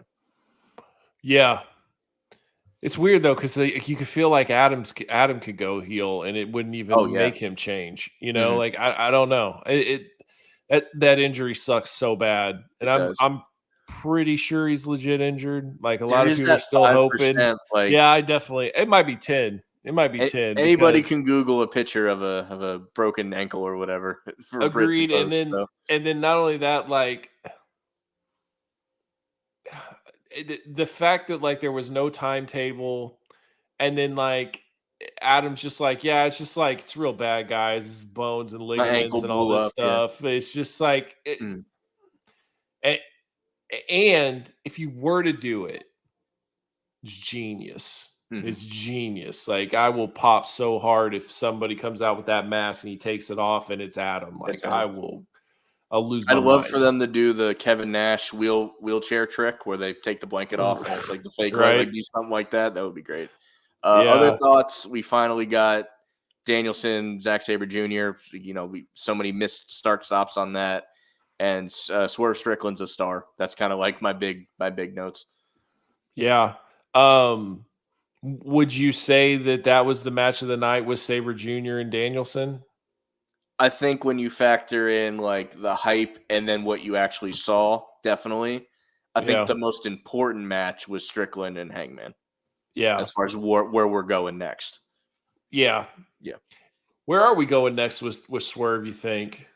So they need to, I think he may slowly turn towards trying to win the belt. And that's when Keith Lee resurfaces.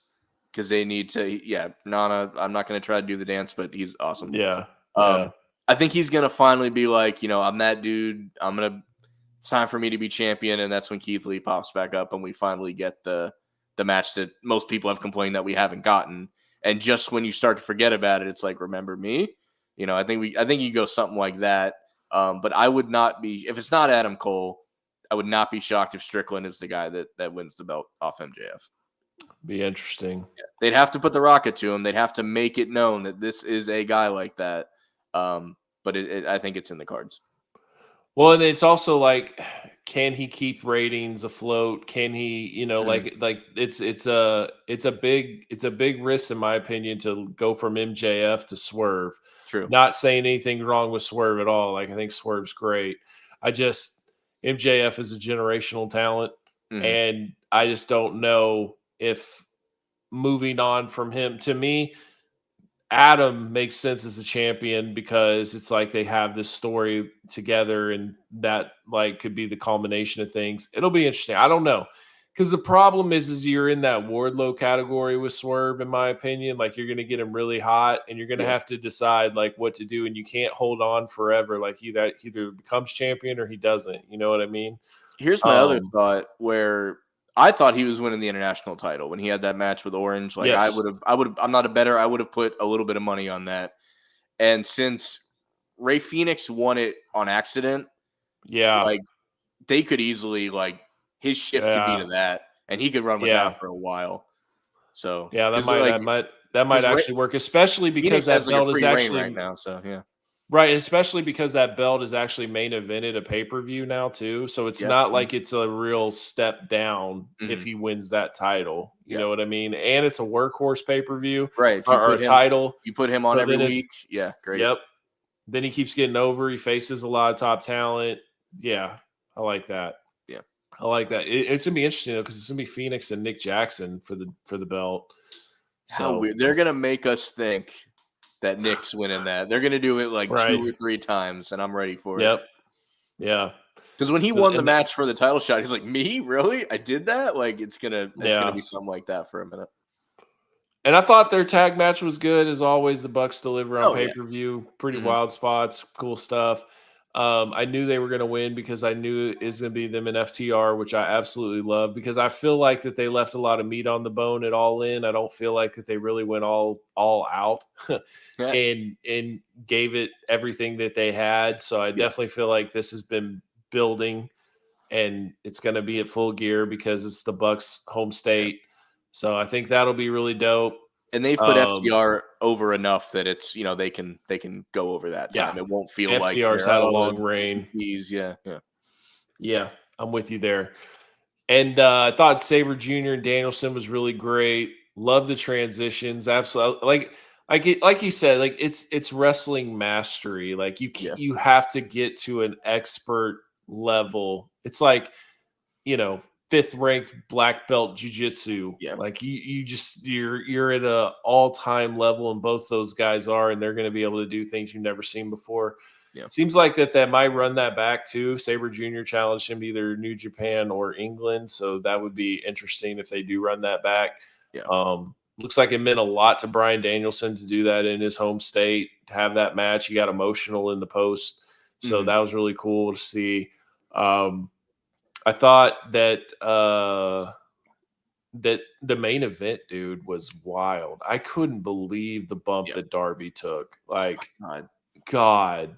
And the funny thing is I thought Christian had saved him, because at first it looked like he was about to back suplex him on the steel steps, and he drops him too soon. And I'm like, okay, he saved him. The steps hit like, oh my God. It was.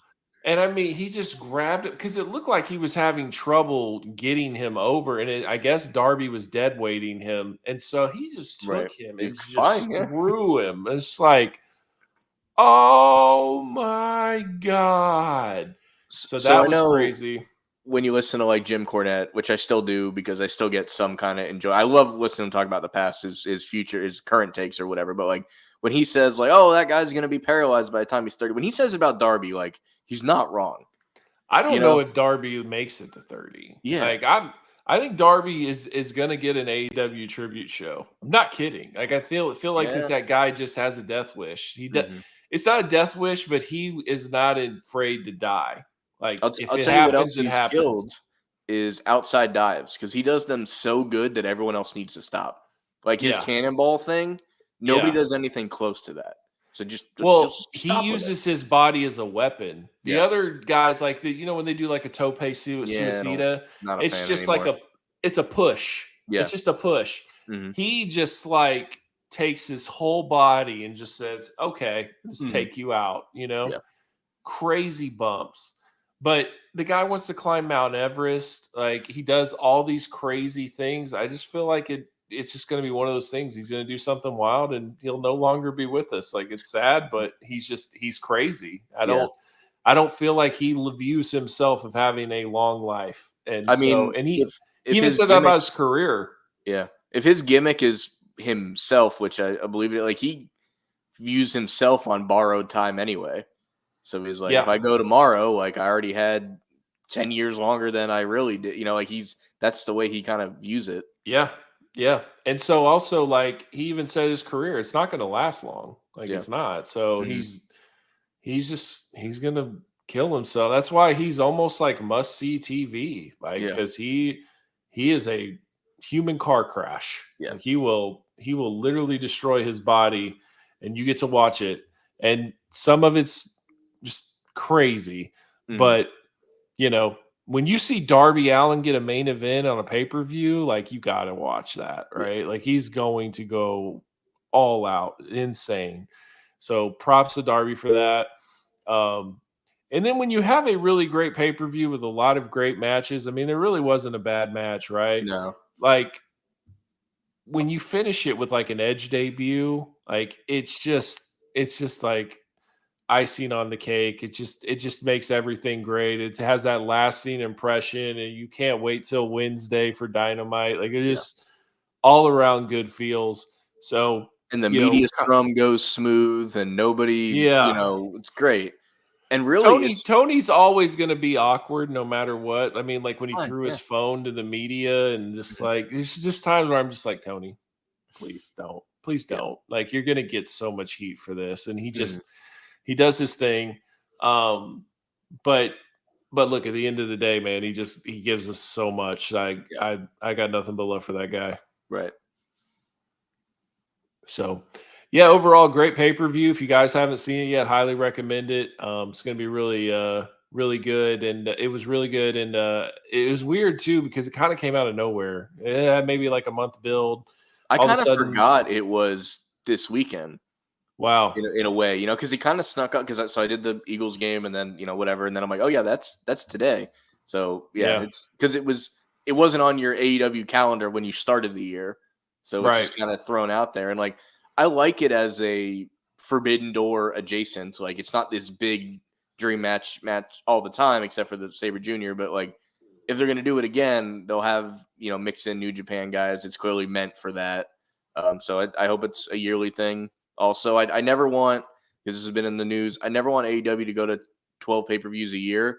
But if you stretch it to like 6 or 7, like, I think I'm cool with that. I would be okay with, give me 10. 10 max. I'm good with 10. I'm good with 10. Mm-hmm. But they gotta have some like WrestleDream. Some of them have to be like gimmicked. I don't want to use that word. I agree. Yeah. I think Grand Slam should be a pay-per-view. I don't think that should be a Dynamite. Winter is Coming could be a pay-per-view. You know, 100%. They can just do that. Yeah. 100%. And then they need like Double or Nothing to have like the way the Casino Battle Royal. It needs to be their Royal Rumble. Like, people need to qualify for it. They need to like build some of those up. They need to turn Revolution like the Owen. Yeah. The Owen could be your King of the Ring. Yeah. You know what I mean? Like, there's a lot of different options like that you could do that I think that they definitely should be looking into. So, yeah, I'm with you there.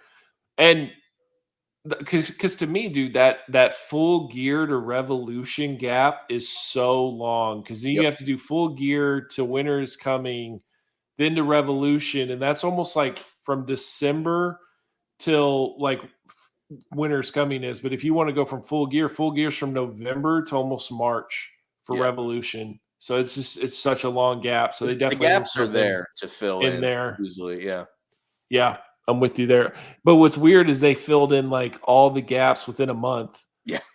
Like, they're like, okay, we're gonna do All In, then All Out, then WrestleDream within like boom, boom, boom. But and none of that, like Forbidden Door, All In, All Out, WrestleDream.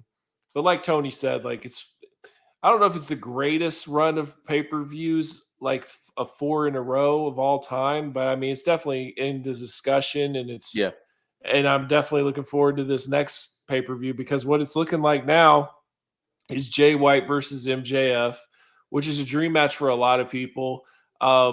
Jay White to me is hit or miss. Like, there's times where he can really hit a home run, but it's weird about Jay White is he has a very loyal fan base. Like, the people that like Jay White love Jay White, love Jay White. And then there's a lot of people that don't like Jay White. So it's going to be kind of a mix there. But But I think he's had a good run in AEW, so I'm looking forward to that with him and MJF. Then you have FTR versus the Bucks. I would assume you have Christian versus Edge at Full Gear. You Get think it's that out that of the soon? way. You think it's I that soon? do. Okay. I do. Because I don't see how, if you're Christian, you let that go. Yeah, Like, true. you know what I mean? Is it But for the the only thing belt, is, you think? that's Yeah, my yeah. only hang up is like, do you make Edge the TNT champion? Is that what you do right off the bat? Or do you let Christian have his title reign and like Edge ends up feuding with like others? But I feel like he'll face Luchasaurus and he'll face Nick Wayne, and then the final guy will be Christian at the pay-per-view. Mm-hmm. So yeah, and another thing too, real quick about Nick Wayne, it makes all the sense in the world for him to turn on Darby. I mean, One of the he most totally justified heel abandoned turns in him. a long time. Right, right. But I love that though, because remember when it first happened, everyone said like, this makes no sense that he would just like, oh, I beat the crap out of him and it's all good. He's my buddy. We're fine. And now Nick Wayne is basically saying like, no, it wasn't okay. You can't do that. You know what I mean? So because I was bummed for the AR Fox thing. I was loving what they Yeah. were doing. Apparently, like he couldn't go to England and he Yep. waited way too long to tell Tony, and Tony was kind of Yep. annoyed about it. Yep. So it all makes sense, and I'm glad that he kind of looked. He was like, no, of course not. Like, why wouldn't he be pissed about that? So yeah, I mean, everything lines up for that perfectly. Yeah, I'm with you there. I do think it's interesting that Ospreay said that he does need to face Danielson. So if they did do Danielson Ospreay at Full Gear, I mean, that's the last one you cross off the list, honestly. Like that's the one you need to get done. And then after that, it's smooth sailing and an unbelievable year. I think Sammy and Jericho makes sense at a pay-per-view, kind of run that back. Maybe Omega. something with a gimmick. I don't know about Takeshita and Omega. I feel like Takeshita and Ibushi could probably happen there. Yeah, I feel like Omega needs to move on or do something different because he's already faced Takeshita in a tag match and he's faced Takeshita in a pay-per-view. I just don't see him having another match with him at a pay-per-view. And they need to do something with Ibushi that's like positive because he hasn't had the best run so far, unfortunately. Oh, I agree. Yeah. And but like, dude, he's not the same. He's just he's not. Like he looks way thicker. He looks slower. He's not the same athlete. He's 41. That injury took a lot out of him. I don't know. Like I feel like Takeshita is good enough to me. Takeshita is very much like Okada. He's so tall. Yeah, he's got really good size. Mm-hmm. And that was crazy too when they were talking about the Don Callis family, and it was like all these guys are 30 and under with Ospreay, Guevara, and Takeshita. Like that is huge future talent right there. They're all great. Yeah. So yeah, for sure. Let me see if I can pull up this Fastlane card. I got it here if we need it. Yeah, if you got it, just go ahead and ramble off the matches and we can talk about them. All right. I'll try and they're in a weird order here, but so we have Io Sky, Asuka, and Charlotte Flair for the women's title. That'll be good. That'll be good. What are your thoughts on there? Who do you think's going to win? So as I mentioned earlier, I haven't watched weekly WWE quite as much. You don't have to. You don't have really. To. I mean, you could kind of put it together and I would imagine because Io hasn't been champion for that long, and Asuka and Charlotte can always be champion at drop of a hat. I'm thinking it could be one of those like they almost cancel each other out, and Sky kind of steals it. Because I mean, you can give it to Asuka or Flair for like the millionth time, but like I think Charlotte takes it again. Yeah, you think? Yeah, I think. I mean, it's never a bad pick. Like if you're doing wrestle picks, or okay, whatever, like, just hypothetically, if you're Endeavor, you just bought this company. Yeah, you want Io to be your champion, or you want Charlotte to be your champion? Oh, Charlotte. You probably want Asuka before Io, even just because she's the better name right now. Yeah, right. That's all I'm saying. It has nothing to do with anything but name value wise, and I just feel like you're going into Survivor Series, like you're getting closer to the WrestleMania season. Yeah, would not surprise me at all if Charlotte wins. Yep, 100%. The LWO facing, I guess it's the new what is it? Hurt Business, because it's Bobby and the Street Profits. Which, how do you feel about Jade joining the Hurt Business? Do you think that would be a good move? I think that could be a cool way to get, because the LWO have a female already. So if like they win this pay-per-view because of the extra person, and then they bring in Jade to even the score, I think that's a perfect thing to do. If they don't go that route, because I did see like the Street Profits lost and Bobby was like, "You let me down" kind of thing. So I could see them like having to win to even continue their relationship with Bobby. But I could see Jade being very much like China to DX. Yeah. And then eventually kind of separating herself and starting wrestling. And that way you can also kind of develop her, get her used to ring where the crowd hasn't seen her yet. Something like that, where she's not just jumping into something and then, like kind of close to WrestleMania time is when she starts to separate as an actual wrestler. Right. I could see that happening. Definitely. This one's a little. This is like universe mode coming off the rails a little bit, but you got John Cena and LA Knight against the Bloodline, Jimmy Uso and Solo Sikoa. I mean, does this matter? Like the winner doesn't really matter in a way, right? I mean, the Bloodline aren't not at all. I mean, Cena's not there to. He's there to get LA Knight over. Tell me your opinion on LA Knight. So, I never cared about him in Impact at all. Yeah. I thought he was the biggest Eli Drake. The Eli Drake in Impact. But I was one of the people when NWA first started back up, when Power was good. I watched it. I enjoyed it a lot. He really made me a believer. And it's only the first 2-3 months of that, before the pandemic, basically, when it was watchable. But yeah, he's his. Granted, you didn't have to do a whole lot in the ring. You just had to have like a solid match when you're in something like NWA. But like his promos were great. Everybody posts the Shoes of a Champion promo from NWA. Like he made me a believer there, and I think he's perfect for WWE. He doesn't need to be anything more than what he is. I think I totally get. I've said this over and over again with Steven and all. I totally get why WWE fans like him. Mm-hmm. I get it. Doesn't mean that I do, but I get it. Sure, yeah. I don't hate him. I'm not like, oh, brother, here comes LA Knight.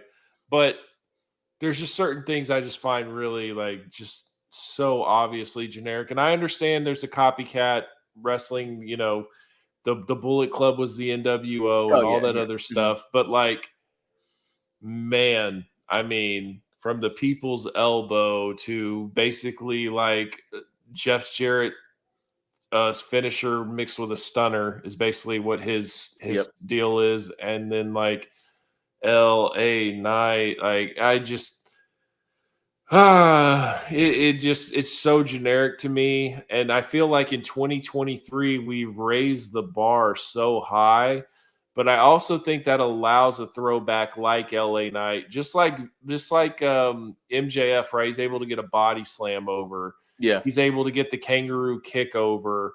He's able to get little small things over just the way because he works the crowd. I feel like LA Knight is kind of the same thing. Like he's able to get things over because he's going back more to the fundamentals of wrestling, about just like getting stuff over by charisma and by, storytelling, and not just like being a high flyer or whatever.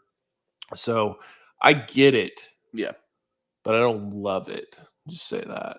Totally fair on that. But yeah, as far as the winner, like if the Bloodline wins, they probably pin Cena, right? Because you're not gonna have LA lose that way, or you just get, because they could tell the story that like Uso and Sikoa are not the Usos, so it's like that little bit of hesitation of like they're not twins, they don't read each other's thoughts. Like they can play into that a little bit. It would kind of make sense though if LA Knight pinned one of them, and then that kind of sets Roman off to where he wants to, face LA Knight at like Saudi Arabia or whatever coming up. So I feel like LA Knight's going to get the pin. He's going to win. Whatever happens, I think he'll win for Team LA Knight and Cena. But I mean, you want to talk about like if you're a kid and you're going to this show, like you are all about this team. LA Knight, John Cena, you're marking out, right? This is perfect for you. So I get it. It reminds me of like when -1 booked and he just put all his favorite. I don't even remember who Cody teamed with, but I think it was 10 and Cody were a team.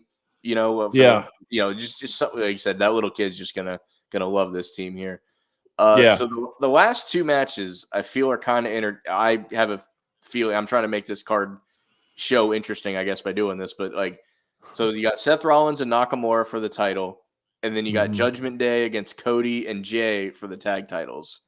And we know WWE loves the can they coexist random team win. I mean, we had John Cena and David Otunga at one point. We had Cena and Michaels leading into WrestleMania. Yes. They could randomly do this, and Priest is kind of saving himself, and that's why they lose. And then regardless of who wins the main event, he tries to cash in on that. I could see them giving it to Nakamura for 30 seconds for him to Priest come in, cash in, beat Nakamura kind of thing. But that's just me trying to make it interesting that it could just go chalk where, they cheat and keep their belts, and then Rollins just beats Nakamura for the 12th time. Yeah, I'm over this feud. I thought it was cool, and now it's not. So, Drew costing Cody the match. Yeah, it seems like Drew's really been hinting at going heel. So I could definitely see that happening. And then that would be a pretty good feud. How do you feel though, real quick, if they did do Roman and Rock, how do you feel about Orton and Cody at Mania and then carrying it over to Cody versus Roman at SummerSlam? That's the best of a bad scenario because I'm with you and I'm with Steven and I'm with logical wrestling fans that Cody is the answer, not The Rock. Yes. And I want them to get out of the habit. I've actually said this for years. When two guys square off at any, if Drew and Cody, right? All the comments are Drew and Cody at Mania. You're allowed to have really great matches at other shows. And I'm not talking about just SummerSlam. Right. We used to have great No Mercies and Unforgivens, and I sound like the old man yelling at clouds. But so yes, they could do that. Back in my day, yeah, that'd be the best of a bad. To answer the first question, I would love to see Orton and Cody. I think that would make a fantastic WrestleMania worthy feud. And then SummerSlam. I don't know where SummerSlam's going to be. Maybe it's somewhere that maybe they do it in the Dome in Atlanta or something. For Cody. But if they announce that, it's dead giveaway. Yeah. Which I'll throw it out there.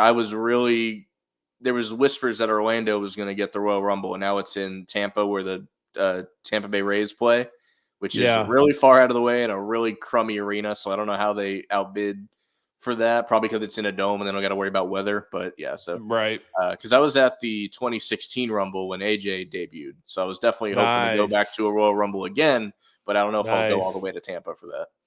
How far of a drive is that? It's the Buccaneers Stadium. You were just there for Philly, right? Yeah. So the football stadium is 2 hours, but the baseball stadium's not in Tampa. It's in St. Pete, which is another it shouldn't be farther. It's just because of the traffic. It's a whole nother hour. So it makes it a 3-hour trip over there. Yeah.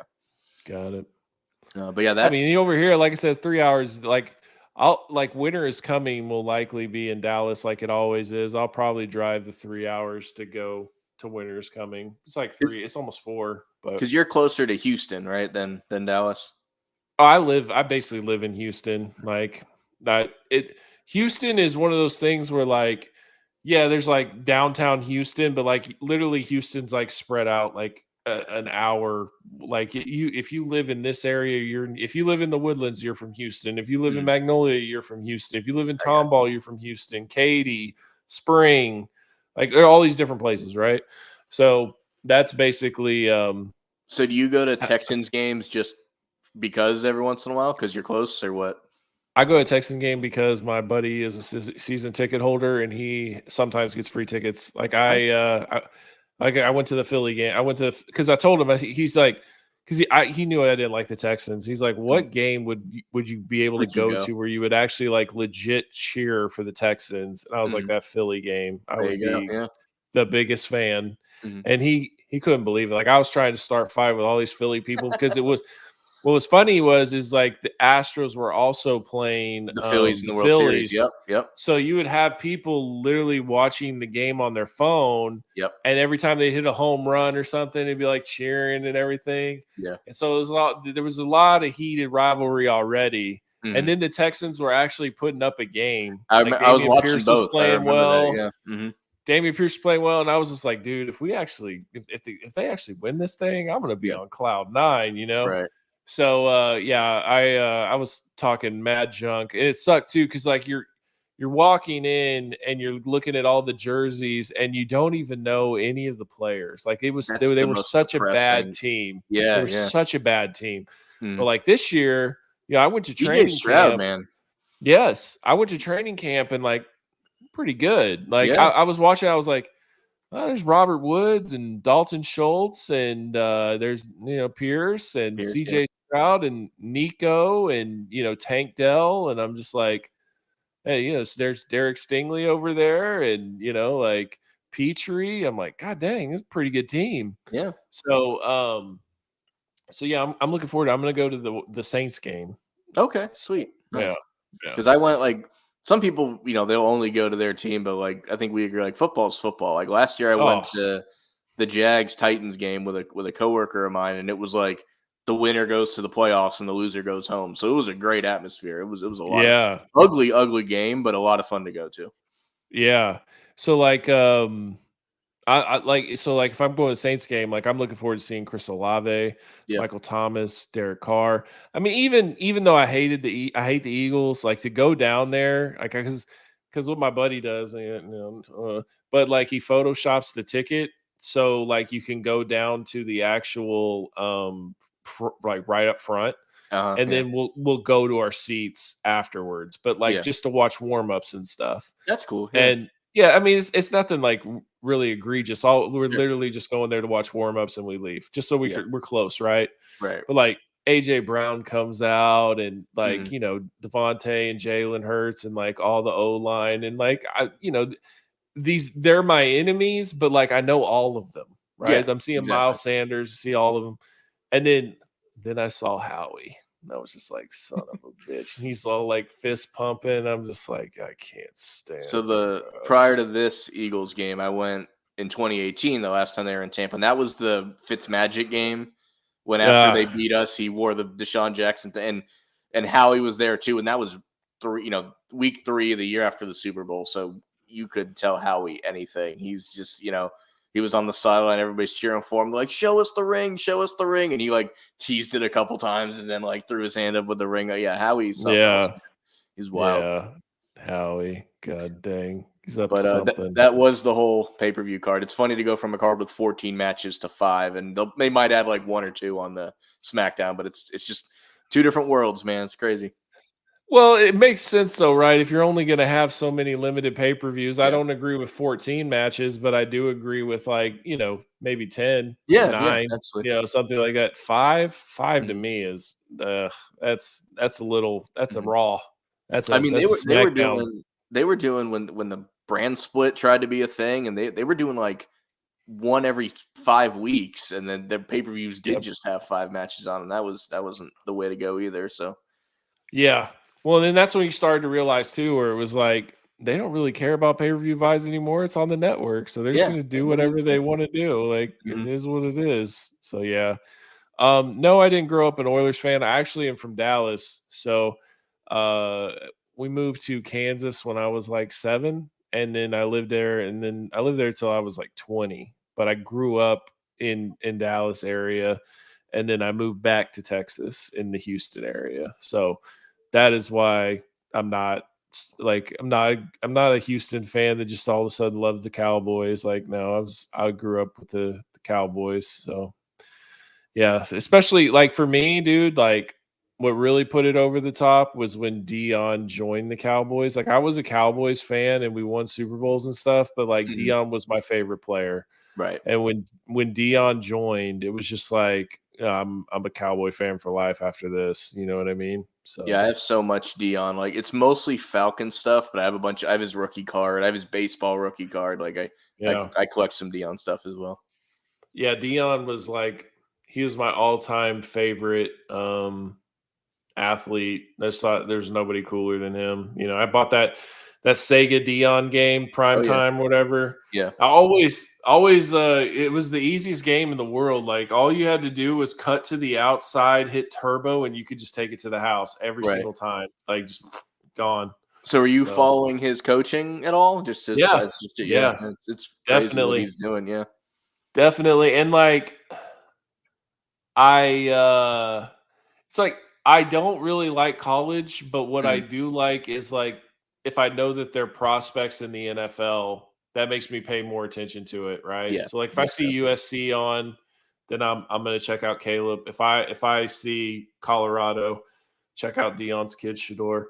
Like there's a lot of and the same thing too, like if I hear about other stuff, that's what was so frustrating about bowl games, but I totally understand it, is what would happen is like these guys would be the top guys going into a bowl game and then they refuse to play because they don't want to mess up their NFL chances. Right. But I'm looking forward to seeing them play because I want to already kind of scout them out going into the NFL. Definitely. So overall, Deion played for the 49ers and the Giants. Yeah, he played for the Braves and the Falcons. He played for the Cincinnati Reds. Started on the Ravens, Redskins, Cowboys. I mean, he played for he started on the Yankees. Yep, and big old mustache. That's what his rookie card has too. He's got the Jerry curl, and for the baseball one, it's funny. Yeah, but yeah, he's an enigma, man. But it's weird because he's like he's kind of the same. He's always kind of been the same. Like he's gotten older, but like he's still that same like swag. Same. I think it's just like we've seen players with it, maybe not the same level of swag, but we've never seen a coach try and do that. I think is the difference. I agree. Yeah, but it's also like it's not just some coach, right? It's the guy that everyone grew up watching that was the best at his position, and then it's like now he's the coach, you know, for a school that really wasn't anything to people and now has become a really like big deal, right? Yeah, totally, for sure. For the culture and for everything. So it's very, and it might lead to some like Matt Ryan's gonna retire. Like maybe he wants to go coach like his alma mater, like Boston College. Like I think it might lead to former players more so thinking that like I have something to offer in coaching more than that already does on the college level, because we've seen like Mike Singletary try to coach and like the pros and stuff, but like I think it'd be cool to just see these guys have a whole another lease on the game of football as a coach afterwards. No, well, like he also has had an interesting perspective too, where it's like giving Warren Sapp a job to coach the D line and only making him work from like noon till 2 or something. Get out, like come in the morning, get out at noon, and you're done. Like not being this coach that's just like killing themselves watching tape for like 12 hours and all this stuff. Like it'll be interesting to see how things work. But I do think it's cool to have extra avenues for former players. So that's definitely a cool thing. Hopefully, man, I appreciate more. Good. Go ahead. Just I don't know if you heard early this year the Ed Reed debacle at like Bethune-Cookman, which is a school down by me. So like doesn't always work out, but hopefully there's more Deion stories than Ed Reed stories. But yeah, there's always going to be good and bad, right? Mm-hmm. Yep. All right, man. Well, I really appreciate you coming on. If there's anything that you want to plug, you do actually have a YouTube channel. So if you want to plug that, also there's some AEW stuff on there as well. Like he's actually done vlogs of when he's attending events that have been pretty cool, pretty informative of what it's like to go to these things. So definitely recommend that. But yeah, if you want, go ahead and plug whatever you need to plug. So the channel's called PhilTalksSports. Not the most original name, I admit, but it's what I came up with about 7 years ago. I kind of jump between. I also work in sports. I work for a minor league baseball team here in Daytona. They're the minor league affiliates of the Cincinnati Reds. I do some college work. I've worked at Stetson University. I'm starting to work at UCF now. So my podcast kind of goes between like me and my friends just talking sports, and then every once in a while I get somebody that I work with, and I've had coaches on. I've had just people that work behind the scenes. I'm a cameraman by trade, so I work with a lot of people in production.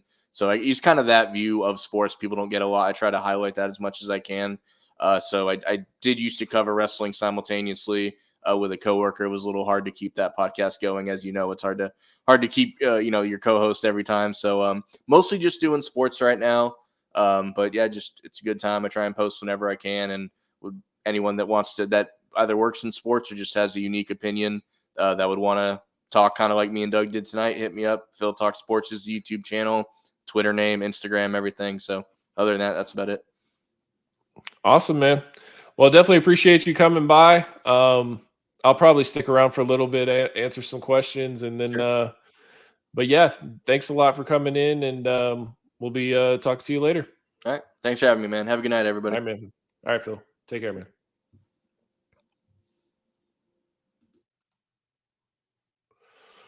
All right, everybody. What's up? You guys have any questions, or you want to go ahead and end the stream? Just let me know.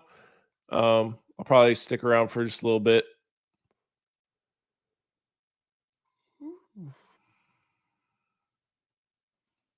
I hope we're not at that frozen part either where like nothing's going right. If you guys haven't, please smash that like button. I definitely appreciate it.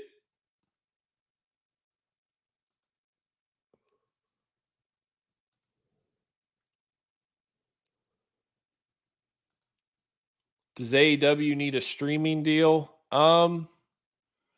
If they want to run more pay-per-views, then yeah, I think they do. I think it's all about what kind of deal they can get from WBD, but we'll see what happens. It seems like I'm kind of over the streaming deal talk though, just because it's like it seems like there's always like, oh, this is the month or this is the week, it's happening, and it never happens, and it gets frustrating. So we'll just kind of see what happens, but overall, yeah, I think they do. I think they need to be very similar to WWE on Peacock, where AEW's on Max. You know what I mean?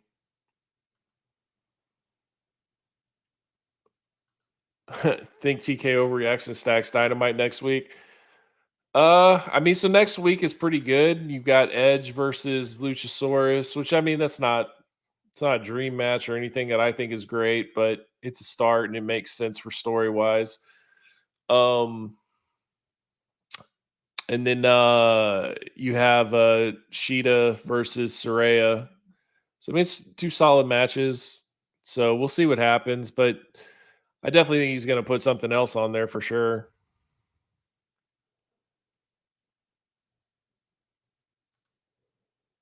Yeah, so that's the international version, right?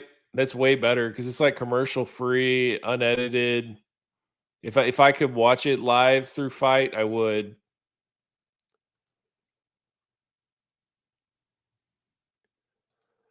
Yeah, I agree about that. I don't think I just think ROH is a big waste of time, honestly. Like I understand the legacy of it. I definitely understand wanting the film library. All that stuff makes sense, but like to keep it running as a promotion, it doesn't make a lot of sense. It does make sense for a developmental reason too, though. If like you want developing people, but like your champions are some of your biggest names in AEW. It's kind of weird. I don't know.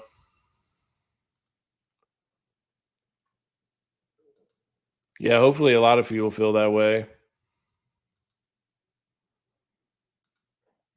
TK needs to get Ospreay on that card. What card? Oh, yeah, I don't know. I don't know if he'll get him on a Tuesday, a Dynamite next week. We'll see.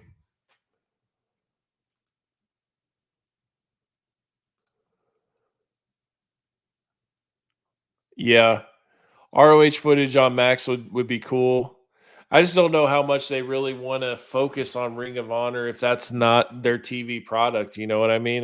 To me, it just makes more sense to just strictly AEW stuff. No, I don't watch Impact. Just too much going on, and there's something about like watching a very small crowd show that's a mainstream show that like the pops just aren't there. The excitement isn't there. It's just kind of is what it is. Their matchups are weird. Who they push is weird. I pay attention to what's going on, but like there's nothing that really gets me excited to watch. we'll see. Bound for Glory, we'll see how that is. I might check that one out. Yes, Josh Alexander is great. Like, they have great wrestlers. They have a lot of great wrestlers, but like, I just don't really get excited about their actual product. Yeah. Yeah. Somebody put that. I don't have the energy to go off on TNA and those idiots that keep pushing this nonsense. But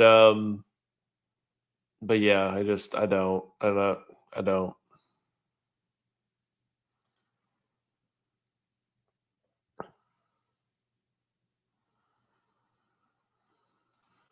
Moose versus Josh Alexander's underrated feud. When did that happen? Like, what time frame are we talking?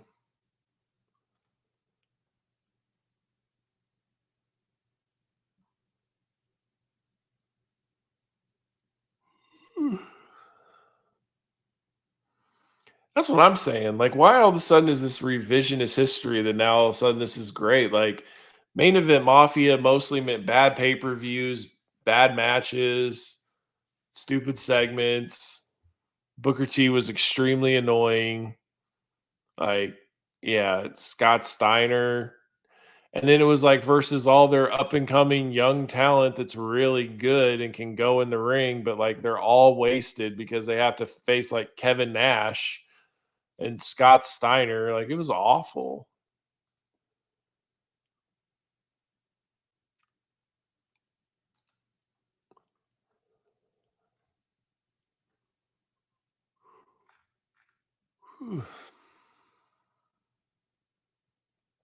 That's another thing too. No payoff.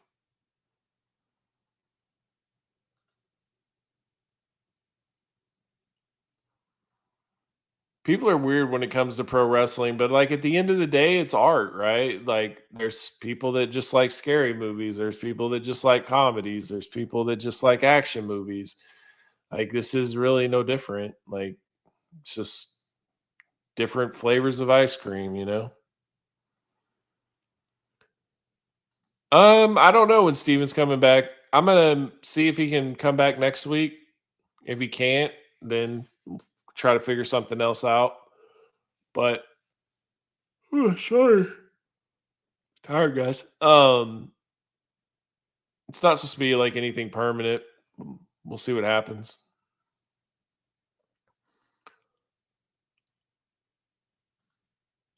Like the War General patent? That what we're talking about?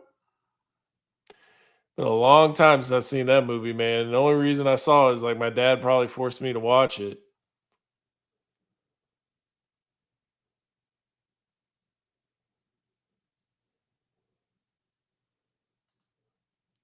Should have Steven, Brandon, Phil all together. I might do that, or maybe I might have like Phil and Brandon or something else, or maybe Brandon and Brandon, or I don't know. I'll figure something out. Hopefully, you guys have enjoyed kind of the change up with different guests and things like that.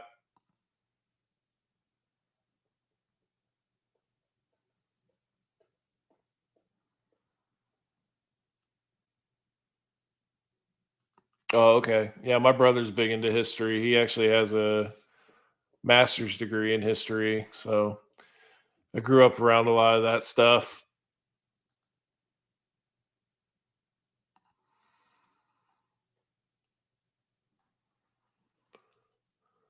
That's a good question. I mean, we just went over the Fastlane card. I'm guessing that you didn't love that too much. It really just is going to depend. The CM Punk show up for Survivor Series for Chicago, like that could be a possibility. What happens with The Rock and Roman, what happens with Cody and Roman, where maybe you might get an LA Knight versus Roman at like Saudi Arabia or something. That's kind of what's on there. Yeah, so Phil has a lot of experience and stuff like that. So I thought he'd be good for the show. Like, it's not like he's not used to talking. So not used to talking, and then he also is very knowledgeable about the topics that we'll talk about. So thought he'd be a good guest, and he definitely was. So props for Phil for coming on.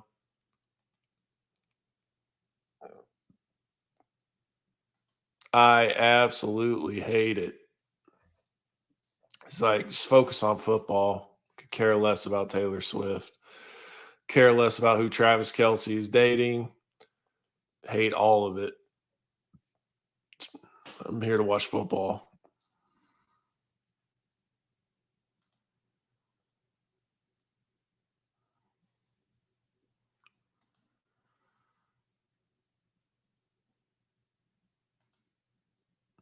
CM Punk's going to say, you guys need to understand that I needed to leave that place like he did when he came back in No, he's going to make it seem like AEW is a hole in the wall and he's going back to a real wrestling promotion that's ran by adults and blah, blah, blah. I mean, I can see it.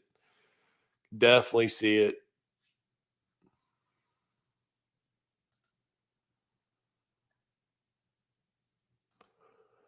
Yeah, they're just treading water, trying to get to Royal Rumble. And then that's when Mania season starts. And then here we go. But it won't be that way if they get Punk to go to Survivor Series. If that happens, then things definitely get interesting, right?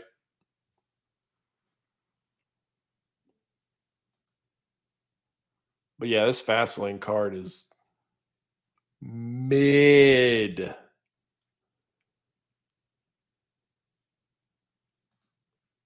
Oh, God.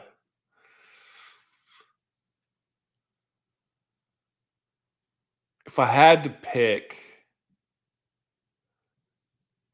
4 weeks in, that's tough. I think you just have to go with the 49ers. They're the best team in the NFC right now. Hopefully that changes on Sunday. But you got 49ers and then two of the Dolphins or the Bills. I know the Chiefs are the Chiefs, but I just feel like the Dolphins and Bills are a better team. Chiefs are getting by with Mahomes' talent, but like the receivers aren't there anymore. Like they don't have a good number one. Kelsey is only getting older. Seems like the offense isn't clicking like it used to. But I mean, they could fix things. Like I said, it's week 4, so we'll see what happens. We're going in week 5, but we'll see where we're at like week 10.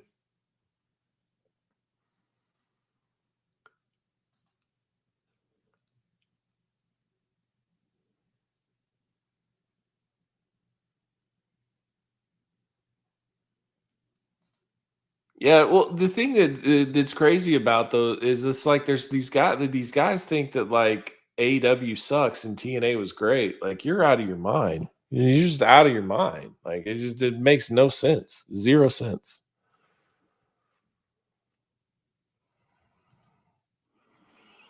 Really impressive. Dolphins are really fun to watch. I think they're the Golden State Warriors of football. And they're a tough team to beat. I mean, you see the Bills beat them, but like the Bills just can't be consistent, right? So we'll see what happens. Yeah, I think CMC has a chance. He's unbelievable. He's a huge piece. I mean, that's my thing is like if I'm the Cowboys, like the number one focus is to stop CMC this week. Maybe not stop him, but at least contain him and then take your shots on other things. But like it's gotta be the key reason, like the key matchup. You know, you guys are probably thinking you gotta stop Micah Parsons, we gotta stop CMC.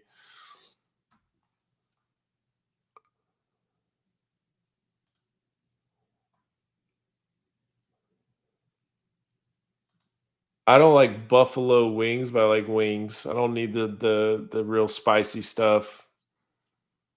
But I mean, I'll definitely eat wings.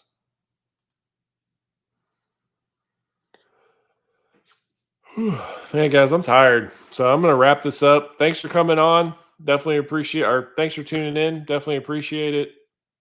And let's see what Edge brings to AEW tomorrow. I would think that him and Christian would probably have a standoff, something like that. Maybe a promo face to face. I think that would be really entertaining. And we'll see what happens. So thanks again. And go Cowboys. I hope they beat the 49ers and really take their game to the next level. And people will have no choice but to give us our respect. And yeah, so enjoy this weekend, guys. Enjoy Fastlane. And I'll see you guys next week. Take care.